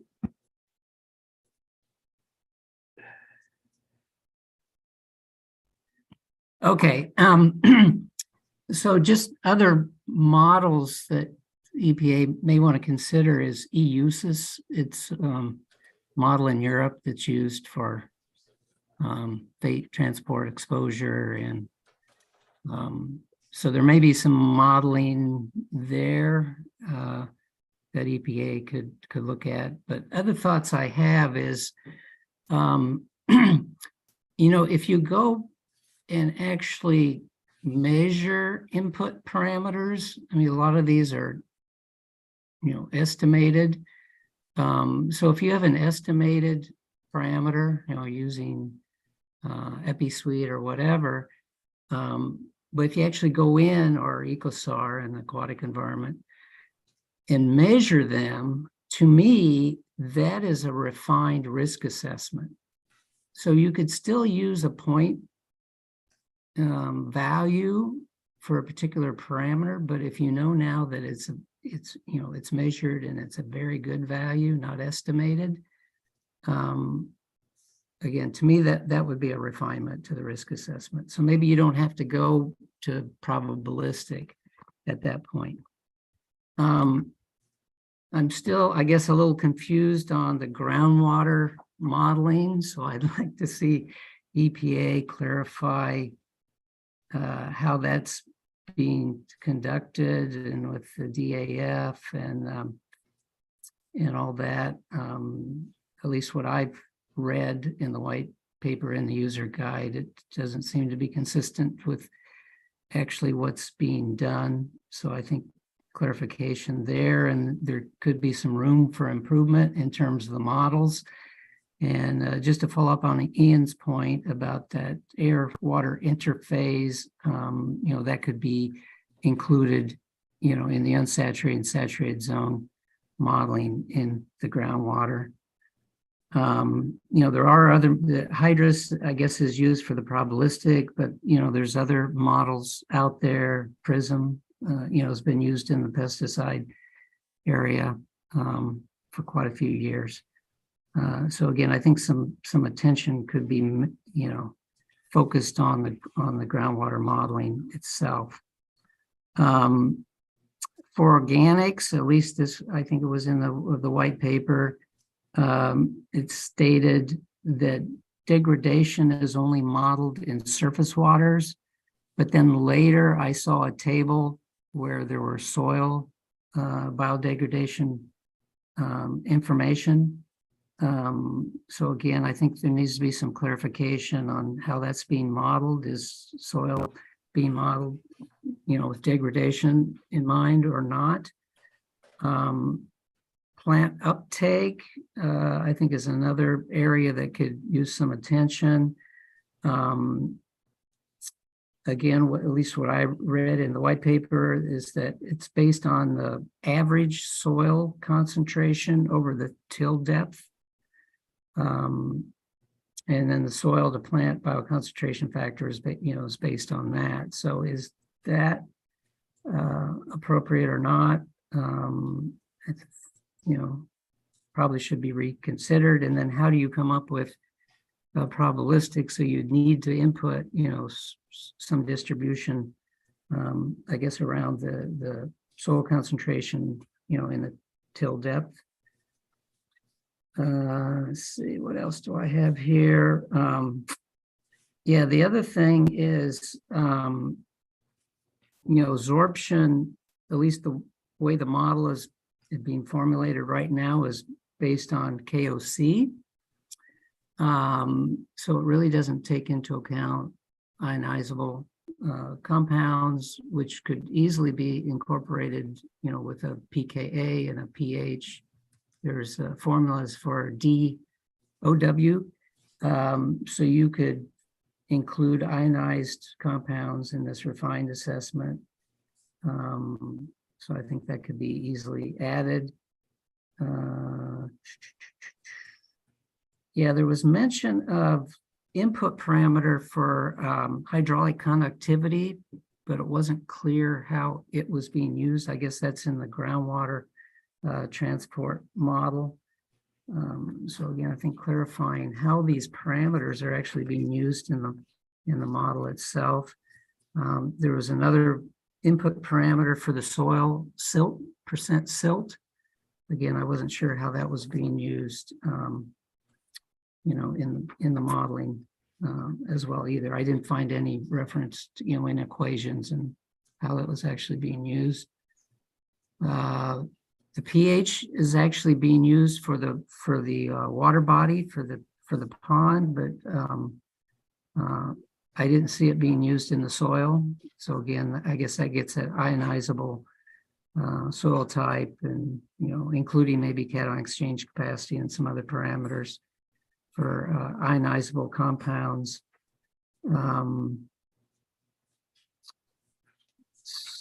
The equations, yeah, for bioaccumulation factor, if there's no information found in the literature, it's just assumed to be 1, which may or may not be a good assumption. So maybe there's some estimation techniques that could be used to try to come up with a better BAF. Let's see, in toxicity.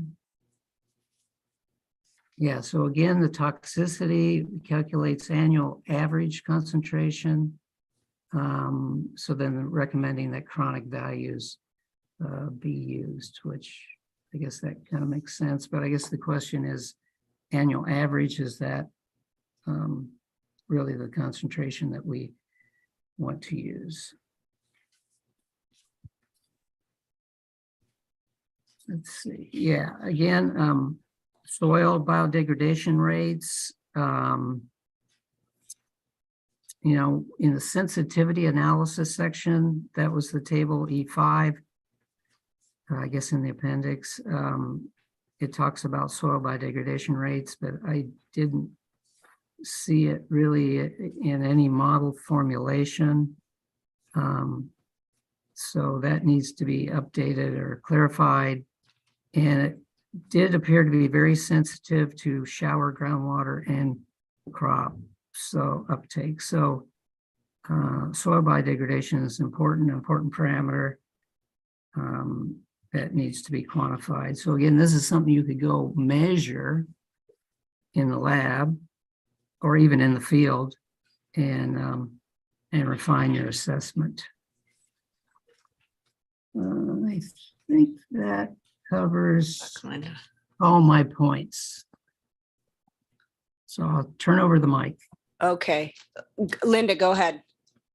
I just want to follow up on a couple comments that were made. So the, this comment's come up a few times about being consistent across the, as far as what's being modeled, the PICS, the BST, and now the refined thing. And I'm a little also confused about where soil biodegradation in the soil is occurring, because if that is actually not being considered in the BST model, I think that's a mistake. And I think there is a lot of data for the soils that are already, all the contaminants that were listed in that table, there's a lot of data for most of them on half-lives in soils. And then in terms of the air water sorption, the air water interfacial sorption, we all recognize that's important. And there are a lot of approaches. Even Hydrus 1D has been recently modified to include it. And then it's able to actually capture what we see in the field, along with what Mark, so there's a lot of options for that. So in that refined risk assessment, especially for that compound class, that should be considered. And then the last thing that I just wanted to throw out there so David could clarify is in terms of what Drew mentioned about plant uptake being based on soil concentration in the till layer.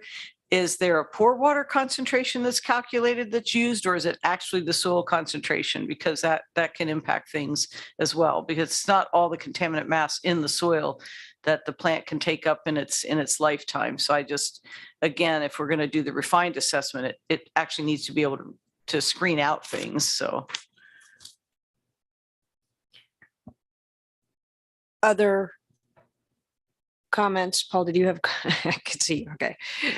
Yeah, I have a comment, but it's on the question that isn't asked. And that's the general question of refinement. Like, is this the right way to do it, to extrapolate the modeling approach? And I would say that might be part of it, but I would start with whether there are measured data available. And that could be very relevant to some of the pathways. So for the surface water pathway, there are likely to be surface water data available for certain constituents. So that would be kind of a first place to look as a ground truthing exercise.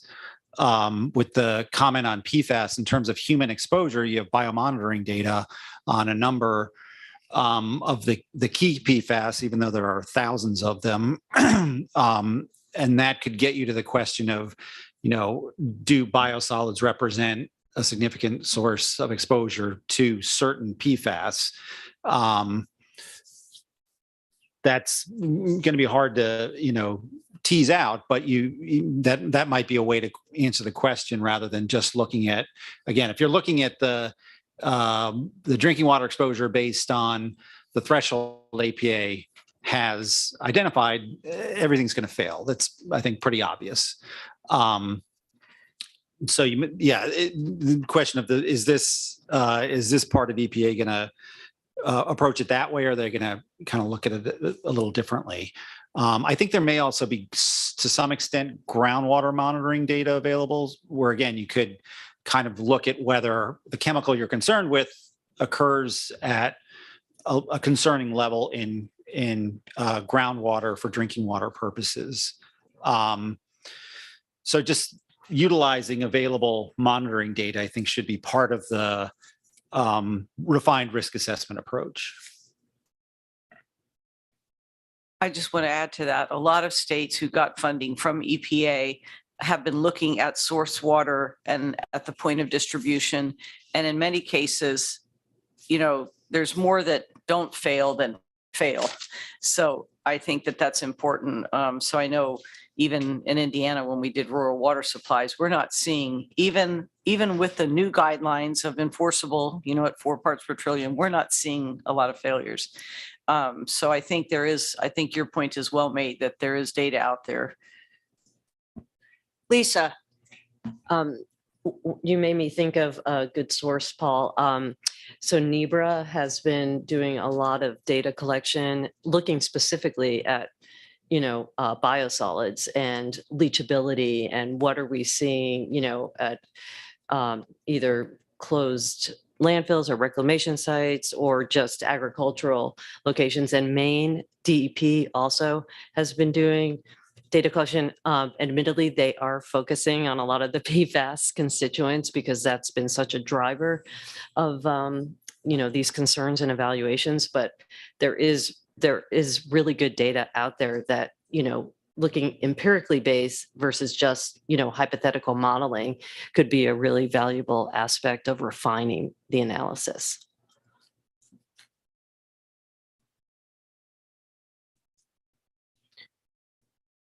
Ian? Just mention that we're in the midst of a national study looking at PFAS in soil and groundwater. Hopefully going to get 30 sites. We have 23 identified so far, and we're working on site 7 and 8 at the moment. So that hopefully will be a good source of data on PFAS.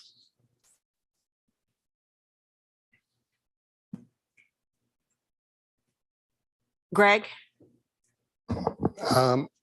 Just to add to that, I think, Lisa, Vermont and New Hampshire are also doing a lot of groundwater monitoring under land application. Yep, and so is Massachusetts. So there's just a lot of new and relevant data. But again, this is going to come out of what's even getting carried forward and what were the key pathways that should drive where the refinement and effort should be made for researching literature and trying to find as much good, validated field data as possible versus only, hypothetical models. Linda's obviously doing a lot of work too. But another point that I'd like to make, and Drew sort of spurred this thought when he mentioned the tox data, and it gets back again to, I guess, whether that's based on the pure chemical or within the biosolids matrix. An example that I would cite is UC Davis looking at triclosan. We know that that's toxic to microbes. It's an antimicrobial. But when it was within the biosolids matrix, the benefits of the matrix overcame that toxicity, and we wound up with expanded microbial communities, beneficial ones, as well as densities of those communities. So that's just a really key point that brings home this question of within the biosolids matrix, and you can't look at just the tox data of a pure chemical. Linda? That spurred this, yeah, Linda, that spurred a comment that I had in reference to what Jen had said. I realize there's all this dermal data that she's talking about, but that is direct contact and that's not from the matrix. So you talked about earlier, putting in some kind of attenuation factor. I don't know if we know what that is, but I think it's really important that in the refined modeling, we don't use direct chemical transfer information in its raw state. I think unless it's actually documented or warranted that that happened or occurred. Agreed.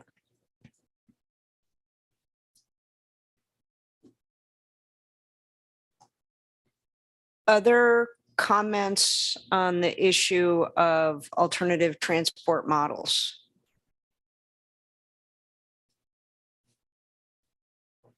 So I think I heard two major things out of this discussion. The first was that there are an array of potential models to be considered.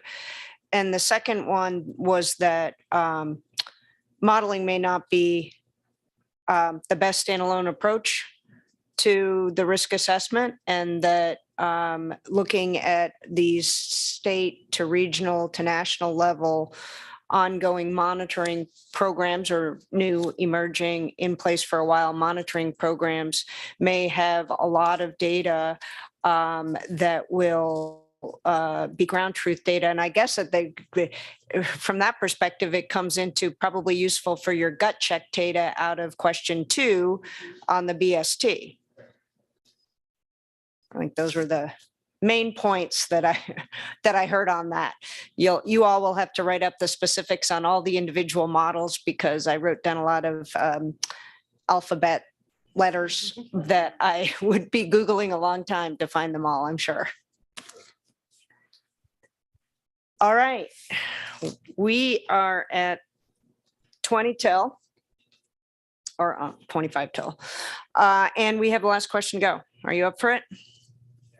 And then we take a break and then we come back for closing comments, the party, the after party. David will debrief us. He probably needs lunch because we keep adding comments. All right, so question 3C. Are there additional scenarios for biosolids management that the EPA should consider for refined assessments? Please explain the basis for your recommendation. And in this case, Mike is the lead, and we have Florence, we have Drew and Ian on deck, and then everybody else. You're on. Okay, thank you very much, Sylvie. First of all, I wanted to say that I appreciate David's comments early on yesterday, where he sort of dismissed a couple of my additional scenarios. So things like domestic septage are not going to be considered or have been considered implicitly. And then, of course, the other issue that was sort of dismissed was the ultra dry biosolids, the 75 to 98% dry material, which I believe still occurs in especially some bigger cities on the East Coast as they transport their material to the Southwest. I don't know, did they still do that? I mean, Boston used to land apply their biosolids, I think in Arizona. And New York City used to apply. Are you looking at me because I grew up in New York City? West Texas? No, but the fact of the matter is. No, I know New York exported a lot of stuff. Right. So well, the question, the only reason I brought it up was because I thought it would be an important potential exposure pathway through inhalation if you're dealing with ultra dry material. Maybe that's not the case. But at any rate, I think the EPA did a good job in addressing that yesterday. But in terms of new scenarios or potential additional scenarios, we talked about some of them already today. Sod production and the recycling of sod on homes, businesses, and so forth. The other potential scenario is biochar. That seems to be, well, I'm not sure if it's as exciting as it used to be, but making biochar out of biosolids and then land applying that material is another potential scenario or additional scenario.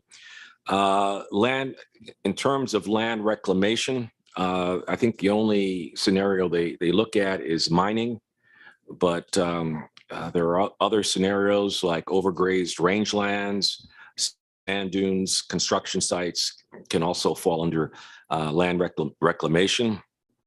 And then finally, looking at surface disposal, they only look at lagoons with a 10%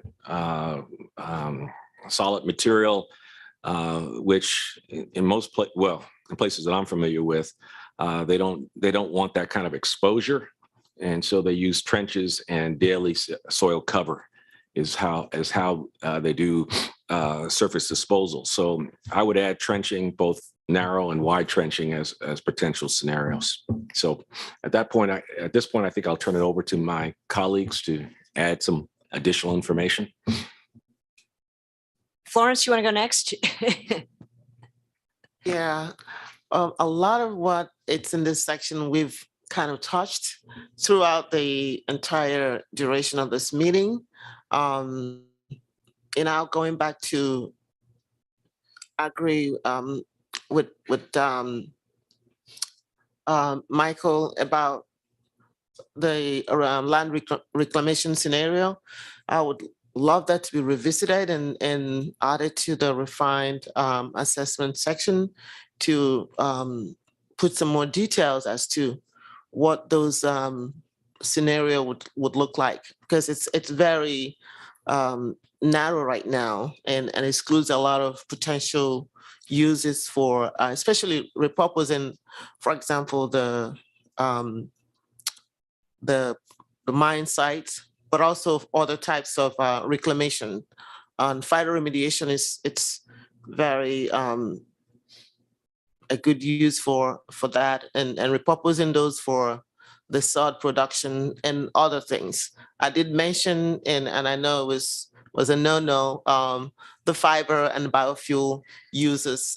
Those reclaimed land can be used with the biosolids can be used to grow crops that will feed both feedstock for biofuel as well as fiber that are not for human consumption or textile materials. That's what I would like to see there. Let me see, who else is Ian or Yeah. I got go a ahead. Or couple. Drew. Yeah. One Michael has already mentioned, which is the scenario for land application with very high loading rates of biosolids in excess of 100 dry tons per acre. That's one. And then the other scenario, which I'm sure will be evaluated, but I think it's particularly important because it led to the ban of land application in Maine.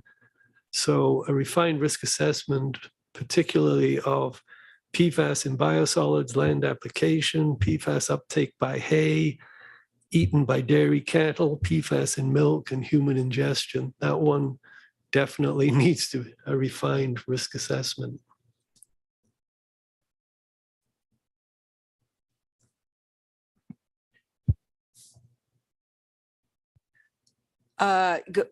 Drew first, and then you, Paul. I Go guess. ahead, Drew. Okay. Yeah, I think Michael really covered all the additional scenarios. I mean, we've been discussing these, over the last day and a half. So I don't really need to comment on that. But part of this question is on management. So biosolids management. And I think, Lisa yesterday was talking about, how are these results going to be used? So you do your refined risk assessment, and then You know, how are you going to convert those into a management decision? So that's probably beyond the scope of our charge, but that would, I guess, help in terms of what scenarios could be added. So that's my comments. Paul? Yeah, I was just going to comment on Ian's point about PFAS, given again that there are hundreds of thousands of them. You'd probably need to address that in the prioritization and then the deterministic, but that you would, and I would imagine there are plans in place that EPA is thinking about that. And obviously the PFAS and PFOA are big actors, important actors, but there are several others that are more data rich that I would expect they would likely focus on. And then those potentially, I guess, would be surrogates for the larger class. The other comment I want to make on the scenarios. So the example Mike had about the sod production, as it stands now, you've got the conceptual model scenario of the, say, child at the family farm. I think that, could be adapted to fit the parameters of the sod production. So you don't have to create a new, EPA wouldn't have to create a new programming approach or algorithm with respect to ingestion of soil, but then we don't have that element of, as the kid rolling around in the grass or in the, biosolids amended field. And that would be, we've talked about this several times, that aspect of potentially a deterministic model for dermal exposure. And then is that part of the, refined risk assessment as well? Lisa, then Greg, then Linda. I think we also talked yesterday, Mike, about the concept that there could be workers who this is their only job and that they actually travel from farm to farm. So not the recipient of the biosolids, but the people who are involved with picking it up from the wastewater treatment plants and bringing it to locations, spreading it, and then going to the next farm. So that would be a more intensive application only exposure. So they could have the inhalation, the incidental ingestion of the biosolid material, but at maybe a higher rate and maybe like 250 days a year. And so I think that concept of a worker scenario, again, only for the things that are, sort of rising to the top, that's just not captured anywhere here.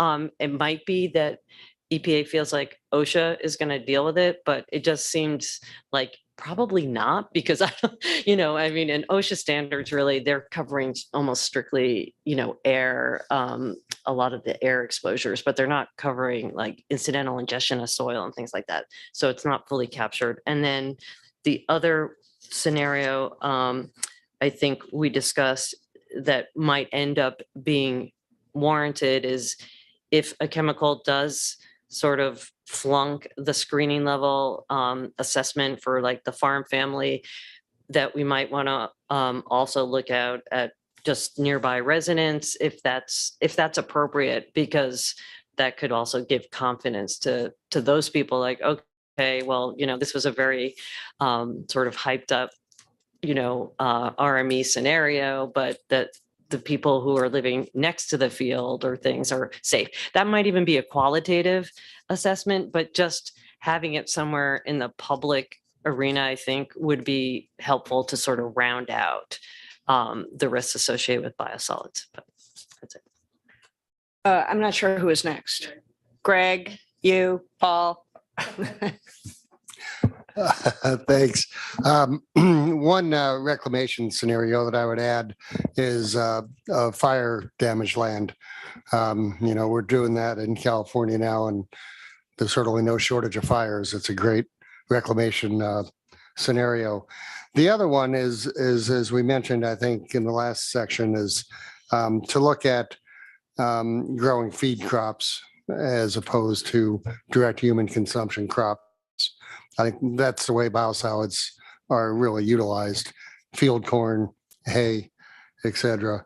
And there was another one that I forgot now. Hopefully it'll come back to me.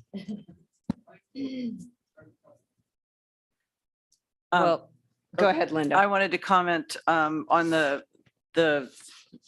comment that Drew spurred about the biosolids management. So if EPA plans to use this also to test what are good management strategies, which would, like, if we do in the risk, we say, oh, well, that's not good, but what is okay? Because we have to be sustainable about our handling of biosolids, right? Can't just let a few chemicals drive a ban, right? So that probably needs to be clear in the document how the model will be used to enhance biosolids management, not just in terms of risk, right? So you've already mentioned it. And the second thing, I keep hearing about the sod scenario related to, transfer to a home and everything. And those those have value, but I think what hasn't been captured is the fact that we already know at some of these places where turf and you're producing lots of sod, when they're applying a lot of biosolids, get a lot of nitrate and phosphorus in the groundwater. So it's really, I think, how does it impact chemical concentrations in the groundwater? That scenario with sod, I feel like that might be the biggest pathway of concern, is what's getting into the groundwater from 6 applications a year. So maybe nothing, right? But that risk assessment, that scenario, I think to me, that's where you might get the biggest drivers. Okay. Paul, then Jen.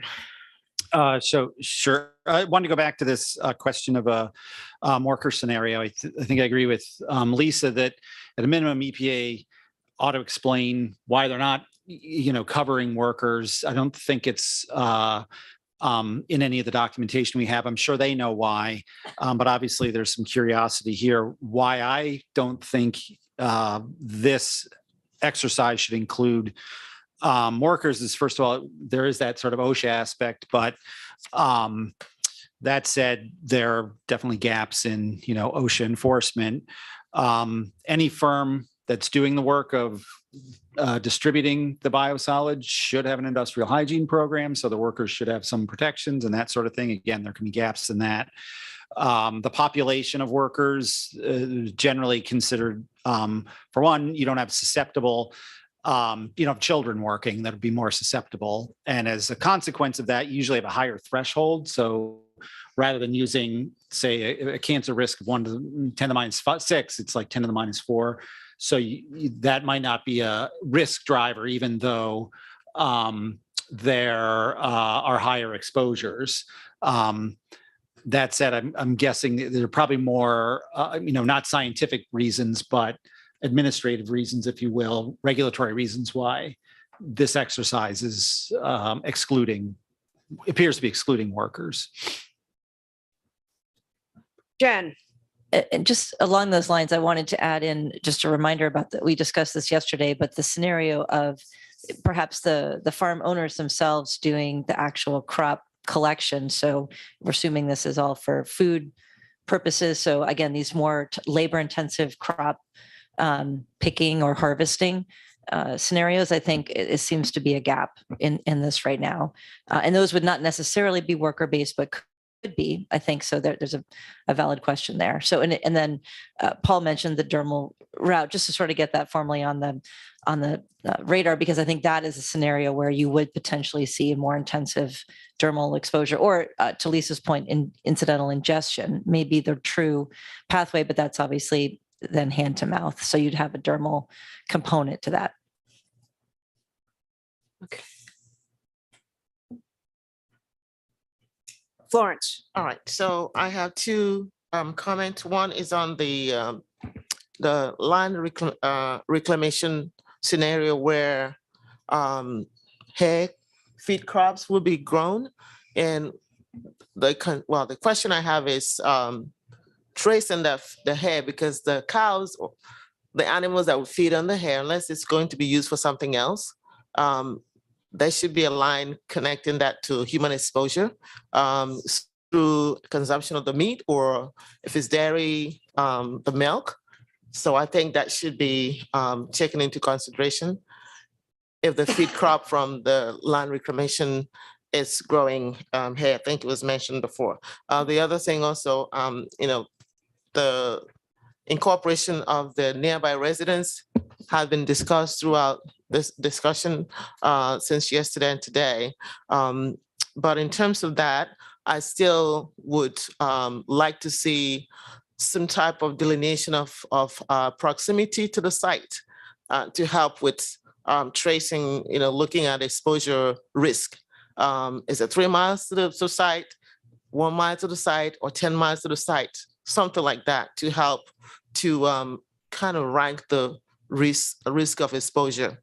And then lastly, for that group of receptors, the nearby residents, I'm also thinking that inhalation and ingestion, probably not from feeding on the crops, but maybe the water, drinking water contamination. So that should be specific areas that could be looked into. Thank you. Jennifer. I just want to say that just for clarity, water and sewer workers are not covered by OSHA specifically. If you are in a state where a state has an OSHA plan, then that's the extent of that interaction between workers and OSHA as far as water and sewer. Mike and then Greg. Well, I want to follow up on that comment that Jen just made in terms of OSHA, because all the facilities I'm familiar with will require gloves and personal protective equipment, PPE. Are you saying that is not a requirement? That is just a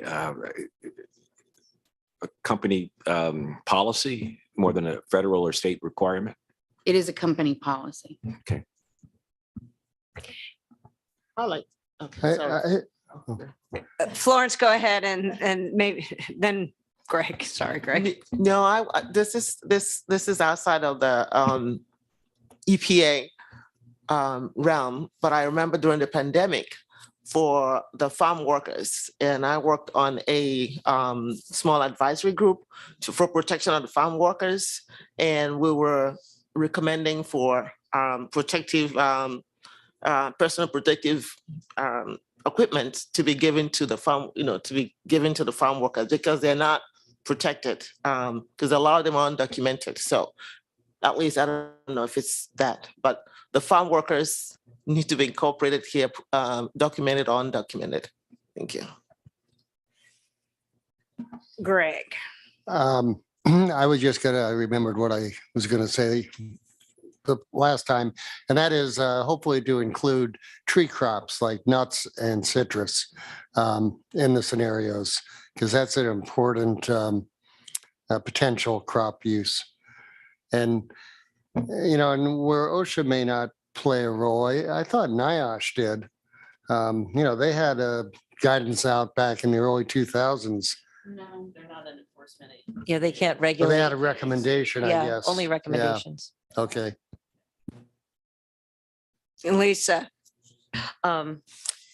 So just for clarification, Florence, for the reclamation scenario, they do assume it's turned into pasture land and then the cattle graze on it and then the meat and the dairy is consumed. So they do cover that for the reclamation scenario. So they are evaluating sort of, okay, yeah, after it's turned into pasture land and the animals are grazing, then people eat those animals. So they do cover that, but they did assume, and I don't know, Mike, you sound like you have a lot of experience in this. They assumed like a 1 year sort of application. Yeah. Like For reclamation, Yeah. it's a one-time application. right. It's so they looked at like over only 1 year, whereas like the farm, they were looking at 40 years of application. Yeah, 40 years, once a year is Right. what they sort of assumed, which is typical. Yeah. But for reclamation, It was typically, and I think once. California is the same way, that if you're going to reclaim disturbed or marginal land, you can apply at rates higher than the economic rate, but only once, only one time.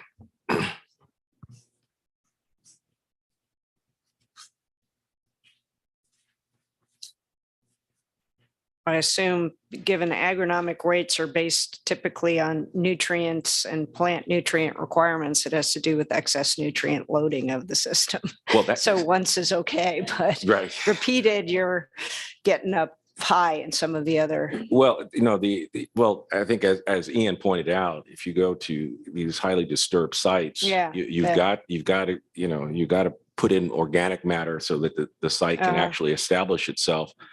But to get to a point that Linda made earlier about the application for sod, which could be 6 or more applications per year, you're assuming at each application that you're applying at the agronomic rate, and so in theory there shouldn't be any excess nitrogen that you're applying to the site, but the other chemicals that are in there, of course, can probably move to, you know. I think that, I don't know how this would be addressed, but like the example Michael just gave, you also probably have, you know, much higher rates of biodegradation potentially going on in those scenarios, because we know biosolids really do, the microbes come alive. I mean, everything comes alive. So, you know, again, for a lot of the chemicals that I think degrade have pretty short half-lives in the soil. You know, we're not talking year. You know, again, that the refined should be able to knock things off the list if they're actually being degraded in the soil profile. Because that's always what we say, is that a bulk of the things that do get land applied in these trace amounts that are in the biosolids actually get degraded in that upper soil profile. That's why it's so important that they don't just consider, like I assumed it was considered from the get-go, because even in PICS, it said persistence. So what's persistence if it's not talking about in the soil profile? Is it only talking about in the water? That's a problem, or that's a limitation. It goes right back to the PICS if it's not actually being considered there.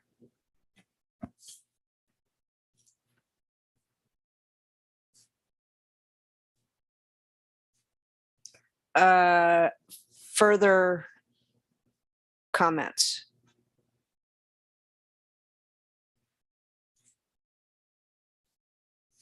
Okay, seeing none.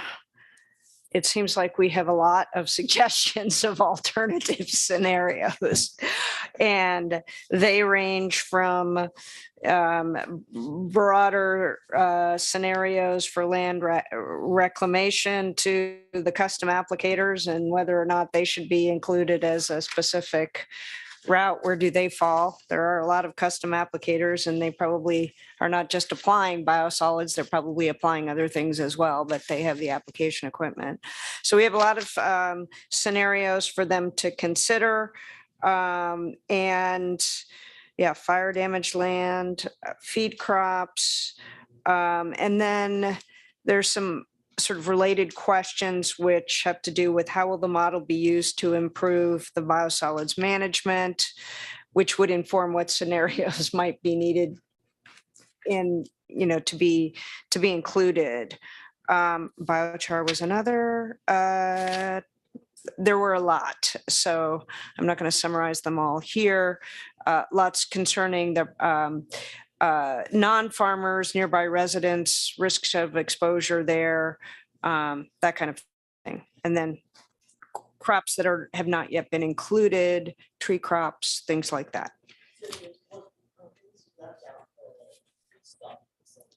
The feed. I'm sorry. Yes, I said, I think you left out in the conversation. I just said multiple uses. So we have biofuel feedstocks, Yes. Thank you. or alternate uses for stovers or biomasses that are removed.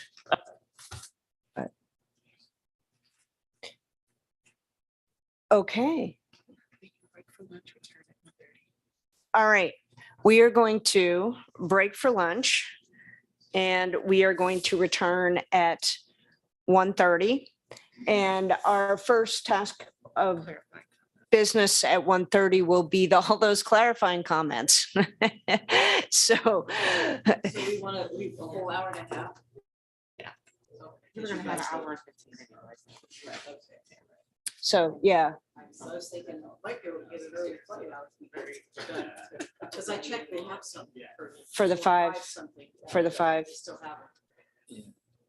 I think Michael's got an early flight to. Yeah, so the 5:25 flight that we can catch if we wrap up in time. I think that's gonna be the last thing on our agenda, to clarify comments, so you'll definitely be out of here before 4. And the David, make sure He's available. I'm gonna check. Say, you want to stick later? Leaving at some 8:10 or 8:20 or something like that. But now maybe it won't be.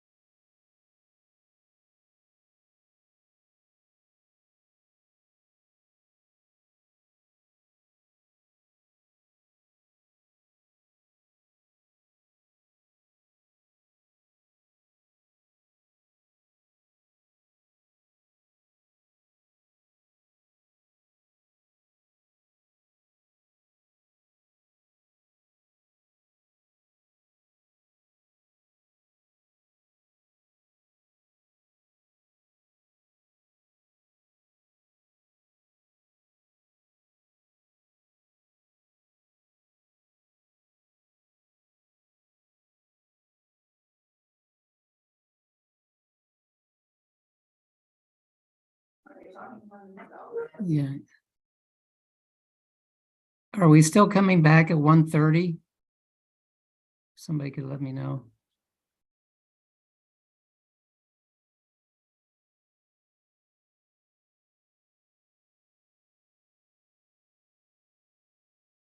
I'm gonna have to send an email.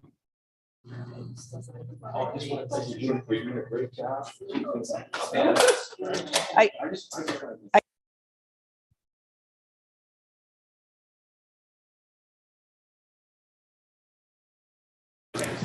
Drew, I think it is 1:30. Ignore the slide. Okay, 1:30. 1:30 is what I heard. Great, thanks. Okay.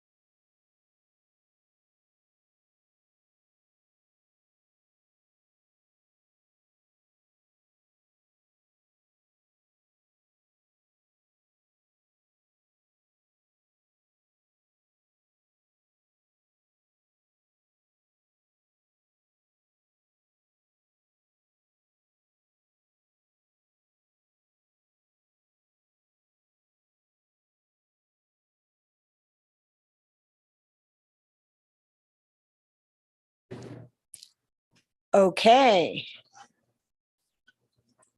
For the last session of this May 2-3 panel meeting on biosolids, we are ready to go. And I think the first order of business, we have no public who registered to make comments. And so with that, we move directly into feedback from David. Hi, David, we see you. Can you hear Hello, us? can you? Yeah, I we can hear hear you. you. Excellent. That's great. So I'll try to go through the many questions that were described and get to responses. I have to admit, I probably have not gotten each and every one. There were a lot over the past 2 days. And you can discuss perhaps with Shantae if you have an urgent question you still want to have resolved after this. Getting back to what Linda Lee was talking about yesterday, she was asking how rainfall is tracked in the model. So the model is tracking precipitation on a daily basis. And what happens in terms of how that impacts infiltration and leaching is that the model first has the water enter the top layer of soil where processes like uptake into crops or runoff or evaporation or erosion may take place from that top layer of soil. And then after the water moves through that top layer of soil, then it could begin to become part of what enters into the groundwater. So you have a competition between those fate processes, and in a sense, the other fate processes I list to just describe it in general terms, those are getting first crack at the water. And to some extent, this goes to what Linda was saying, that is, as perhaps as you see biosolids application at certain places, you'll see uptake into that first layer of soil. The water content in the different soil compartments is tracked on a daily basis. And I've also, I described, the little bit of complication of thinking about, the different solid composition of biosolids as they're applied in the model. You can change that with a different percentage. And I said, that's like another, I think I used the word burst, but whatever, a daily water addition. So that water addition would have to go through all those competition processes. But also if you, even at the most water, if you compare that to, the tonnage of water or the acre inches of water that are being received during those daily rain events at the sites, it's much less. It's a small perturbation on the total water that's going to the field. And when we tried to look at that in the model and see if that was making any difference, like it really is just a very insensitive parameter if you're concerned about how that addition of water might be affecting any parts of the calculations that follow. There were also questions, I think, or at least I heard some discussion, and it was a little confusing to me. But when we're talking about delays that are caused to farming activities based on different types of biosolids, when you apply Class B, there are a range of required time gaps to different activities that are specified in the regulation, but that does not apply for Class A biosolids. And as has been pointed out, the difference between those two things is microbial treatment. But in terms of thinking about the chemicals in them, I don't think we have evidence to say that Class A or Class B biosolids have differences in chemical concentrations for the unregulated chemicals, certainly. So, if you're looking at thinking about what might happen in terms of like the farm family and applying this yearly, if it were Class A biosolids, would basically have no impact on what their farming activities could be. There were, also concerns expressed about, the soil parameters that, are available in the model. So, there are a range of different soil parameters that can be used if you're able to get under the hood and look at them. they're described and it's really our view that these parameters from our, when I talk to the person who's done the most soil modeling in 3MRA, the level of altering these parameters is, much smaller than the other parameters that, we've been concerned with, things like what's the KD or the application rate or the concentration in biosolids or the hazard values. Changing things like in the soil, like there's wilting point and field capacity and total porosity and hydraulic conductivity, or getting to things like permeability of the soil and bulk density. Those are not user controlled. And and the current model, what those parameters are all set to for the different sites is sort of what they viewed would be a national median for those parameters. And it's not varied between the 3 sites currently. We're thinking that we could add that in, but again, from looking at the ranges and their past experience using the tool, both in other parts of the agency, they don't think that that's going to have a significant impact. The other part of the biosolids model, as I've mentioned, is there are 2 layers of soil. There's a top layer, and for the crop, that's where the mixing or tilling, as it's called, is occurring. And then in pasture, I've been describing it as more you're just surface applying, but even within the model, you still have to incorporate some amount of soil into that to really they view that as being appropriate to how the model should look at it. It's not just the biosolids riding for the whole year or something on the top of that. So when the reason why I'm going through this is that the fraction organic carbon is adjusted in that top layer, and it's even more adjusted based for the pasture, because you're as I put it, you're putting it on the top, or you're mixing with a very thin layer of soil. It's only it's less than an inch that you're saying it's mixing into. And that to some extent does get to that there will be more sorption there. The model is based on looking at sorption between the soil and the pore water. So definitely there is a pore water calculation, and when you're looking in the model at uptake into plants, that pore water is certainly considered in how you're tracking chemicals and how they move into plants. I've heard multiple mentions of sheet flow and the concern if that's how runoff is being modeled, but in the 3MRA model, they're using the soil conservation curve number, or the soil conservation service curve number, I think. Sorry, on that, and several of the parameters that are controlling that are already in the appendix, but I think I'm getting the feeling from the panel members that we could try to construct a better description of the parameters in different parts. And yes, of course, you do have to have things like a slope for the field, even in that approach. So that is fixed and part of the model that we're looking at right now. I wanted to talk just a bit about the fish pond. I've heard a lot of conversation about that. So the fish consumption is 90th percentile in the model, and that's based on looking at a broad set of the country's population. And also that value, it's 22 grams per day on average fish consumption. That's consistent with how OW evaluates when we formulate guidance for the states when they set fish advisories. We don't set fish advisories at the national level. That's done by states. But when we're considering that 22 grams per day is consistent, if you multiply that out, you come out with like 1.5 pounds per month that you're saying someone is eating it as fish. For a farmer with a farm pond on their field, I don't think that sounds like an exorbitant amount of fish to consume.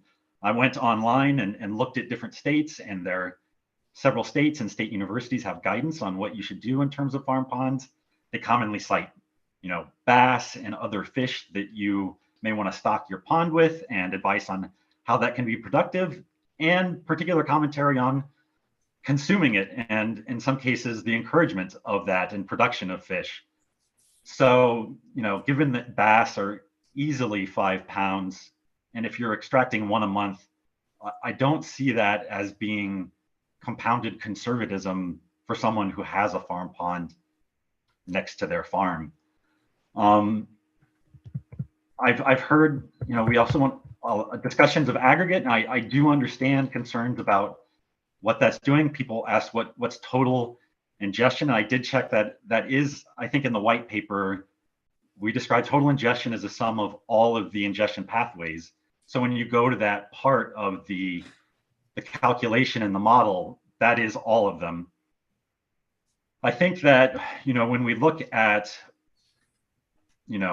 people have already mentioned this, so definitely part of what's important about thinking about biosolids is what we've been learning from looking at the examples of farms that have been impacted, particularly small farms, by PFAS in the biosolids. And when you look at those farms, you do see that there have been impacts to the produce, the milk, the groundwater, and the soil at their sites. And several of those farm families have had children. So when you look at, is it out of the realm of possibility to think that a small farmer who had chemical contamination would be facing multiple exposure pathways? I don't think it is. So I appreciate that, that has to be weighed within the context of also the conservatism of the pathways. And we'll look at the panel's comments to consider how we can, better convey, both in terms of how we describe them, but also in terms of considering, what a reasonable maximum exposure is. The discussion went to surface disposal for a moment, and there was a question about whether there were leachate collection systems assumed in the surface disposal when there's a liner. And unfortunately, at the level of the screening assessment and the model we have, no, there's not. But to be honest, once you put a liner in, it's very unlikely we think that pathway would still, create risk. So, it's just a simple, the calculation right now is very simple. And, it's just for screening purposes. And it will probably screen out the vast majority of chemicals, to be honest. The other concern, I think I might not have gotten to it, is biodegradation. There were questions about it, and I did find there is a mistake in the text. So if you go into the user appendices or the manual appendices, there is a line where it says that biodegradation is set to 0. But that unfortunately, there was some clicked off text in there. It should have said biodegradation is set to 0 as a default in the screening, process. There are fields in the BST that allow you to set biodegradation for different compartments. So certainly if you have that information and you have good quality data on understanding biodegradation in the different compartments, you can set it for soil and water and sediment, I think. Actually, I'm pretty sure that all three are there. Then, you're encouraged to put that in. And in the PowerPoint, the access database that we've given you, currently those are loaded for several of the chemicals. So, it was our intent to convey that, biodegradation is something that can be entered. And just the last two things, I was a little bit confused. Maybe I didn't express myself clearly when I was talking about septage, that maybe had been ruled out or some things panel member said. But really, I was just saying that, it's not something that we have as much data on, is concentration of chemicals in septage. Not that, there couldn't be a scenario where it would need to be considered. They did consider septage in the original 503 rule. It's just regulated for pathogens. There aren't a requirement to do chemical testing. So it does have a different regulatory pathway. They're different, you have to consider a different section of the regulation currently when you're thinking about septage. But I didn't mean to say that, we're just excluding consideration of it, just that if you wanted to add that to the model, then you would need to make sure you were doing it in a way that was consistent with those kinds of applications. And then the last part, I heard, questions about target audience. I guess, that's a good point. It should have it in there. Certainly to understand, how we're describing this. We do think for the most part, that this actual use of the tool would be by people who have, a risk assessment background and who are, experienced in thinking about how to do assessments of the movement of chemicals through the environment and comparing that, to hazard values and understand how those hazard values have been developed. So it's really a tool meant for the risk assessment community, which isn't solely within regulatory bodies, but definitely, of course, we mainly designed this for ourselves first because we're required by the statute to begin, to be continuously evaluating chemicals for their potential concerns to human health and the environment. I think, let me check. There's quite a list. Trying to see if there's something I forgot that I heard someone say over the course of the day.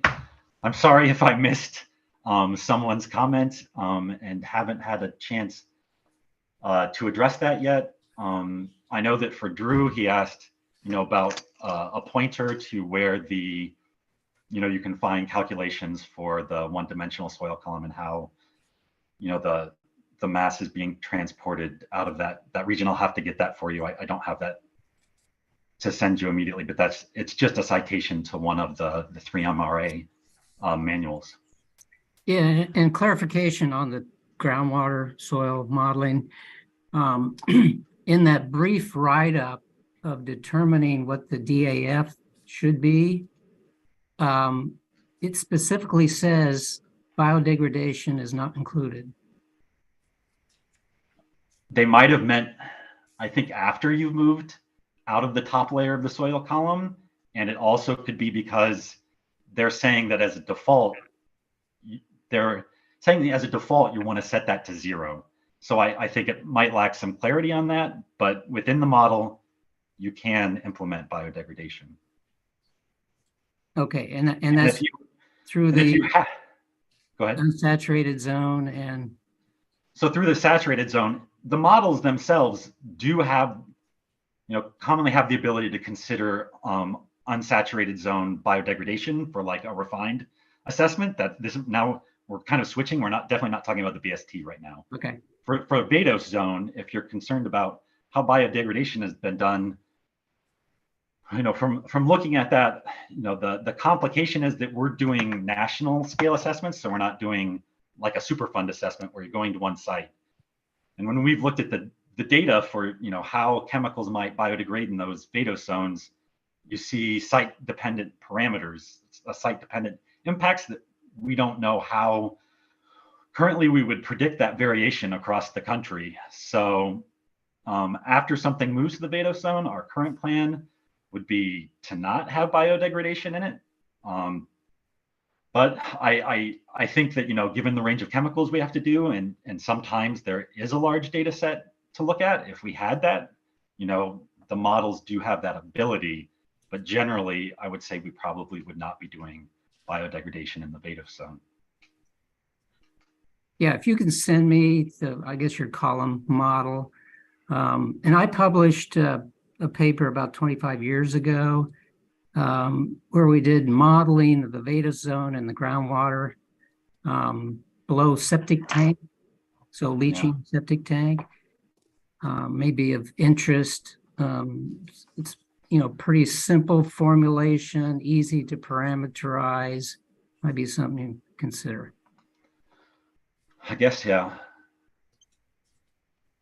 I think, we'll definitely consider the input, and I'll send you the model. I know this is a lot to go through, and I just heard you guys mention, do you want to make flights? But are there other clarifying things that the chair or Shante want to go through? Linda, David, you did a really good job answering all those questions. I have one thing I need you to clarify, because the more you talked about it, the more confusing it got about biotransformation. What I heard you say at the end was that you were not considering biotransformation in the Vados zone, which includes from the time it's surfaced down to the I guess 2 meters if you're saying. So are you saying it's not including because that's where most of the biotransformation is occurring? So then in the BST, there's no vadose zone. So that's kind of off the table for the BST. Definitely everyone should understand that because Well, you said just there's doing the two, top you 2 said there's the meters. top 2 meters. Yeah, and then that is the vadose. I mean, that is where the vadose zone is captured. I mean, some of that's going to be saturated or It not. could be, right. But Yeah. you're saying you don't, but do you deal with, okay, so I think it's just a wording thing. Are you dealing with biotransformation in the surface, in those 2 surface compartments in the first 2 meters?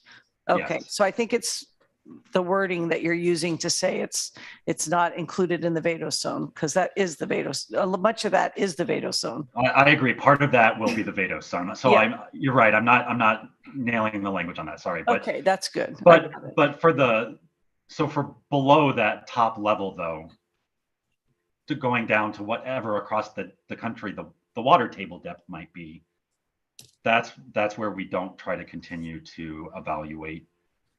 We don't expect to, but like I said, it would depend on, the availability of data and perhaps chemical specific factors. You always have to remember that, across chemicals, there could be a lot of variation, and we're not saying that we wouldn't look for more information. It's just, Yes, I understand. I just think that the most important place it's happening is probably in those 2 compartments that near, the surface and right underneath. And so if it's being included there, then that, that's a good thing. And after that, it already decreases a lot anyway, the rates of biotransformation. My second clarifying question, I understood you said daily rainfall, but is this daily rainfall based on how much rainfall falls in a year divided up by 365, or is it daily rainfall based on actual events? Second one. Okay, perfect. Thank you.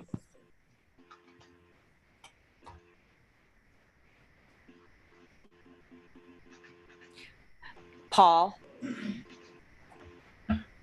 Hey, David, we had a conversation briefly about occupational worker exposures and noted that they're not covered. And I wondered if you might have my sense was there's a relatively quick explanation as to why you're not saying potential worker exposure.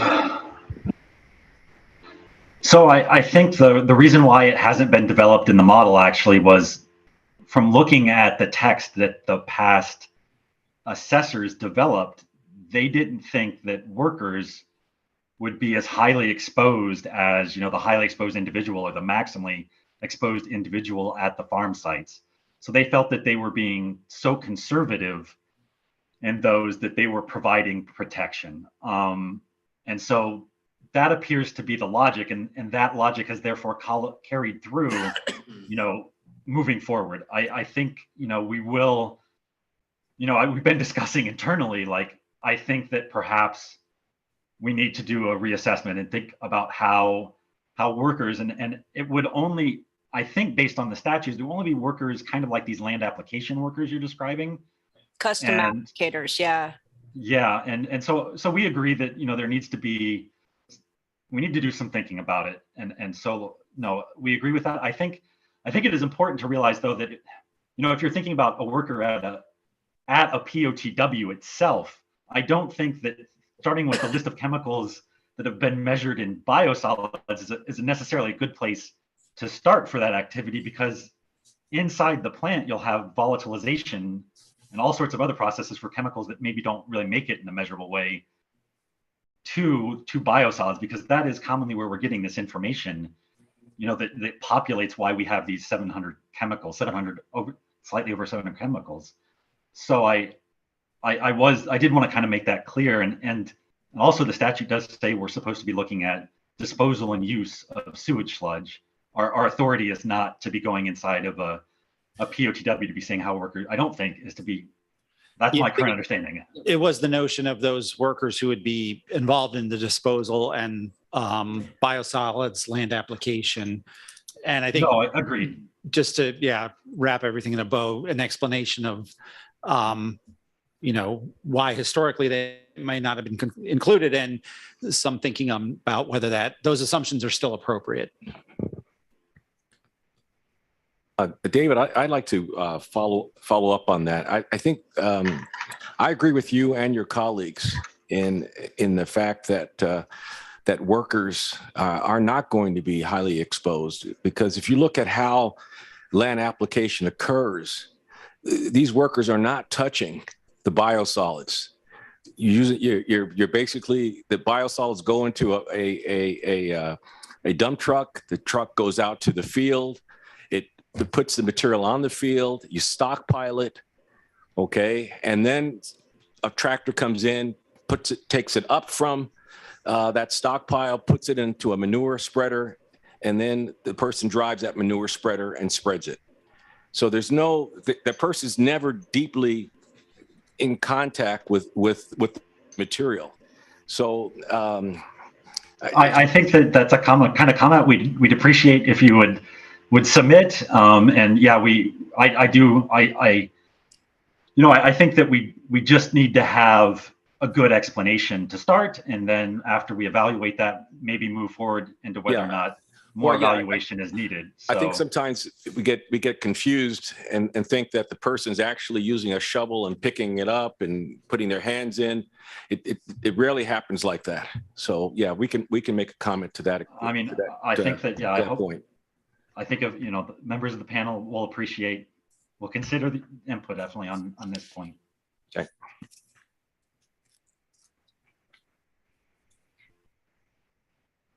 Do others, Lisa? I guess one thing I don't know if you heard the question or comment yesterday when we were discussing the receptors, but one thing that I was thinking would be good for EPA to consider for the land disposal scenario, having it not be a farm family, but just a regular local resident who is living, because the farm family, the residential tenure, you guys are looking at a 61-year exposure for the farm family, and the upper bound for just, a typical homeowner or renter in the US is 30 years. So that's, half as long. And I just think that's probably a realistic scenario. I don't really understand the logic why you had to assume, it was a farm family living right next to the, sewage sludge lagoon or whatever. So I'll put that forth as something for EPA to think about, but I think that would be more representative on a national level of that. Fair enough. No, point taken. Whoa, you guys just disappeared. Do you hear me? Yeah, we can still hear you. Oh, we can still hear you. Can you hear us? Yeah, I can hear you, but the video was flashing on and off. You probably don't need to see us anymore. I don't know. As long as you can hear us there. Additional, Greg? Thanks, David. And just sort of an overarching comment question was, that we're a bit worried that this is essentially a pure chemical assessment rather than a biosolids assessment. And wondering if you have, I know there's a lot of data that would be needed, but like as Lisa pointed out, if it's a small subset of constituents that make it to the, that fail the screening test, is that something that the agency would consider trying to gather, data specific to the biosolids matrix, because it is such a unique one? So I think that if you mean, in terms of like leachability or leachate studies for chemicals that would move to a refined assessment, I think also about, plant uptake or plant toxicity, like these things that are direct impacts of, when the chemical is still in that matrix. I think I understand your point, and for some chemicals that may be available, and for some chemicals, if it moved to a refined assessment, yeah, I think that we would consider how to think about that, but unfortunately, we'd have to look for partners to do that. The Office of Water doesn't have direct test order capacity or something like that. So I would say that, you know, in terms of the other pathways, though, I mean, once you have the chemical that's moved into, say, produce or milk or meat, or move down into groundwater, that I hope you understand that I think that, that those are a consideration of a chemical once it, so basically if you get the media transport right, then once it's in the other media, then this issue decreases. Agreed? Yeah, the issue is getting it disassociated from the biosolids. That's the critical point. So yeah, I mean, if something, we could do on a wide chemical scale, besides, have the higher organic carbon, and that, impact on sorption and remaining in the soil, as opposed to moving into the pore water, where it's then, available for movement into the other media.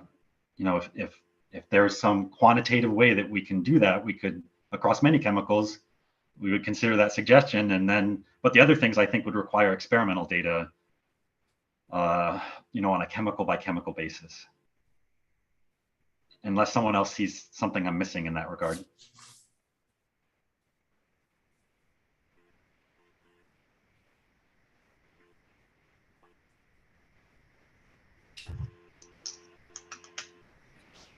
Any other additional questions for David?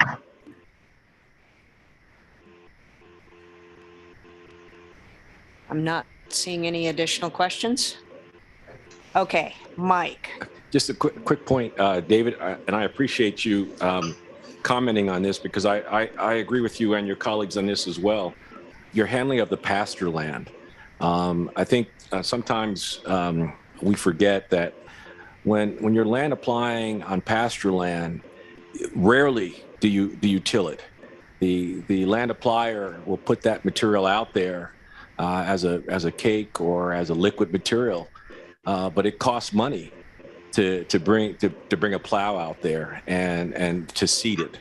So normally, at least in my experience, on pasture land, the material is just put out there, and that's it. There's no other treatment or other activity beyond just land applying the material. So the idea that it's only going to mix with the top inch or so of soil is, I think, is a very good assumption.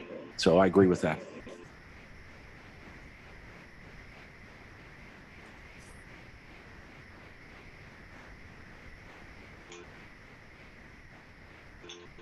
Other questions for David? I'm not seeing anybody jumping on this one.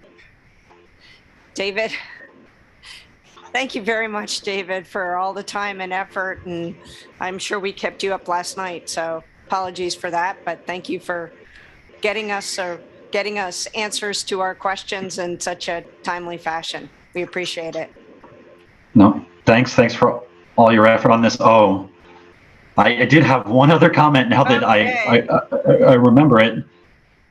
With regards to running the model, if you can run that on a computer that's your own, you might have an easier time. I heard the chair, Sylvia, mentioned, IT departments. Yeah. But if you have your own personal laptop with Windows on it, it's an Access database. You're probably going to be able to open it and run it, because you won't have, your firewalls and your, yes. Exactly. So please be aware of that. What? Just the built-in Microsoft Firewalls. Well, Microsoft updates also. Yeah. I tried running it on my husband's. What we're saying is, David, the new Microsoft updates and firewalls, it doesn't matter what computer. Interesting.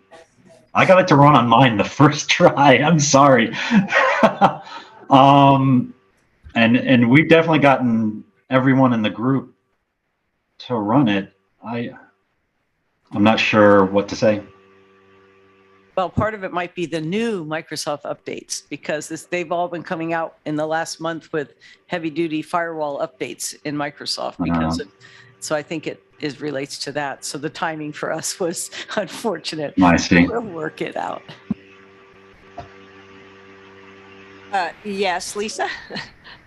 I did think of one last thing that we talked about, and I don't know if you were present when we discussed it, but was there or will there be any consideration of sort of background concentrations as part of, this assessment or between the, after the initial screening results before moving to the next step? Is that something that is going to be looked at or taken into consideration? I mean, I definitely I was thinking that would be after the screening step. You would have consideration of background if possible. If you find literature that supports an establishment of what really background is in farm fields distant from a contamination source. Lisa, I think that point came up with question 3, right? With the risk assessment question. Yeah, I think that, Okay. and that's what I was expecting. I knew that the BST and your database didn't currently consider it, but I was hoping that after the screening step, that could be something like hit the pause button for a second and just sort of look at big picture, how it might relate to, natural or typical anthropogenic background in the absence of a, disposal site or something like that.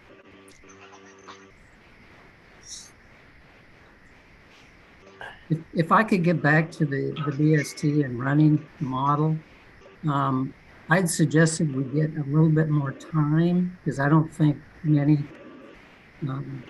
panel members have actually run the model, so we could get you feedback on it. I don't know, maybe that's a Shante question. I know the timing is pretty tight here to finish.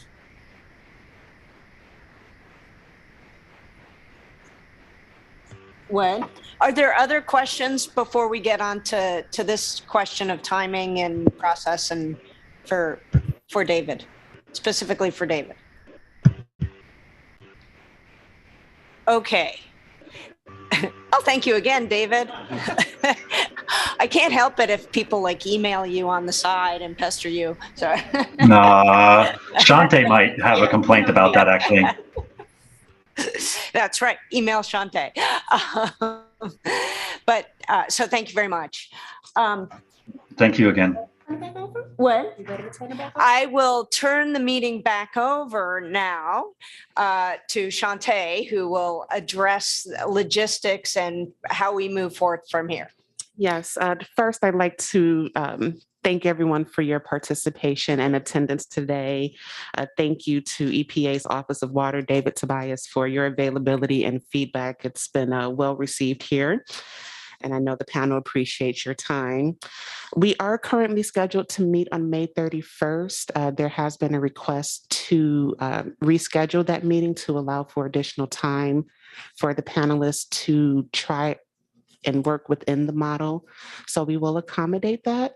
I will be reaching out to the panelists for your availability to get a new date. And once we have that date selected, we will publish a new Federal Register notice so that that meeting date is announced to the public. Are there any questions? Yes, Lisa. Does that also mean that we're going to get an extension on our comments or no? Yes, it will. I will follow up with further details and instructions on when you should finalize your draft responses. Have you seen such happy faces? Feedback on who's committing to running which. Actually, you can do that. Okay. Go ahead. Yes, go ahead. All right. Before we dismiss the class, I would like to get some expressions of interest / commitment to look at the specific classes of elements within the model, so that we definitely have people running each of the classes of chemicals that are represented in the model. So I'm starting the way when O starts in class, looking for volunteers. Lisa? I've already run for at least human health benzoate so I actually successfully ran the model, so I don't want to jinx myself, but I can run it for like all the scenarios, benzoate if you want me to, as a representative of the organics. Okay. Yeah, well, yeah, PAHs. That's all. But they only, like I said, when I tried to add a compound, it's a lot of work because I wasn't able to access all the chemical characteristic data. Okay. So I That mean, they have, it wasn't available to us. Yeah, so it's like literally the 4 that they use as examples. Those are what we can run right now without some serious additional effort, unless David can provide us with all of the chemical inputs for other chemicals. Well, we can ask.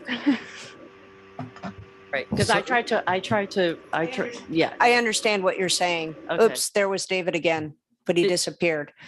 Would he be able to, if he was I- able to do that, then that would be a different story. David? I don't understand the question quite. Like, are you just wanting? Are you just wanting for any other chemical that I would have more inputs on? Yeah, put it- so when so that you could load it yourself. Well, yeah, so that's the issue. So when I ran it, which I did run it for benzoate for the farm scenarios of pasture and the crop, and I did get it to run and it spit out the risks, and I just used all the defaults that were loaded. And then I was like, oh, well, I'm kind of interested to run a different chemical than the ones that were provided as an example. And so when I entered a different chemical like PFAS, I put in the CAS, and then it basically had this whole blank sheet of many chemical characteristics that it wanted me to enter, and I couldn't figure out an easy way to see if EPA had all that information someplace else that I could connect to. And you're shaking your head, which is no, the one thing to be advised about is that for organic chemicals, it will try to use, say, KOW if you put that in and then extrapolate that to a bunch of parameters, but you definitely shouldn't do that for PFOS. So for parameterizing a chemical like that, you need to have measured data for many parameters in there to get through that. So I'm not really like saying that's, for a first chemical that you're going to add, that's not going to be by any means the easiest. Okay, so then So I guess go. I guess the question is, David, can you provide one additional compound that's not in those 4 with all the characterization data that we can at least try to enter and get a run? See how easy it is to do and provide comments. I can, yeah, I'll think about that. Yeah, I'll get back to Shantae to think about. I don't know if I don't know if we should ask David to do that. Because, so for example, I mean, what David was saying for that one, PFAS, KOW doesn't mean a whole lot. But like I could do a different pharmaceutical if I wanted, and I could even put in pH adjusted KOW just to see what came out, in terms of the risk. Because like he said, that it can extrapolate the other data out of something like a KOW, just wasn't appropriate for PFAS. It seemed right, like David? There will still be some other parameters you'll need besides KOW. Right. That's not the only one. Right. There's because it depends on how many pathways you want to get risk numbers for.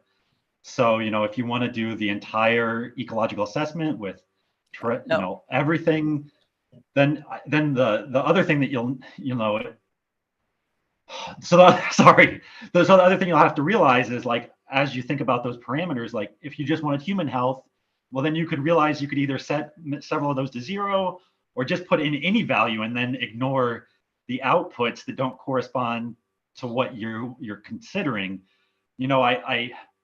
I put in, the example chemicals because I worked in OPPT in the past where we use EFAST and EpiSuite. And, when we want people to be able to run models independently, that's like a 2-day training session. And this model is, fairly complicated, as people pointed out. There are a lot of parameters. So I did kind of hope that the 4 chemicals would kind of give you, a good start on these kind of evaluations.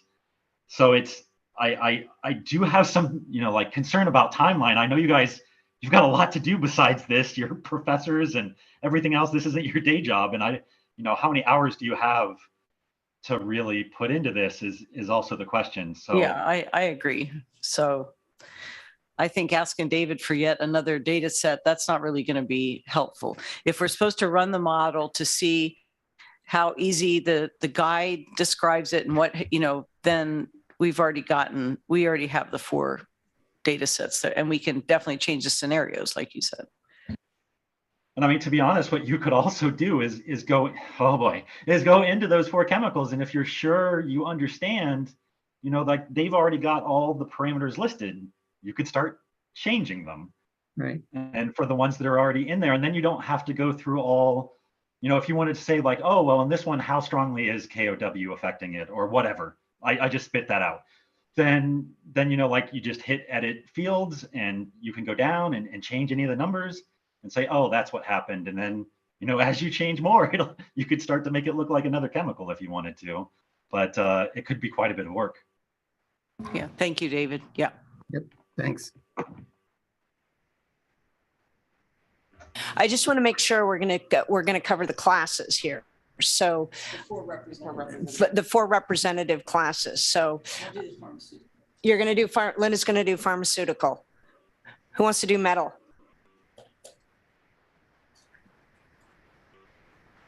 I'll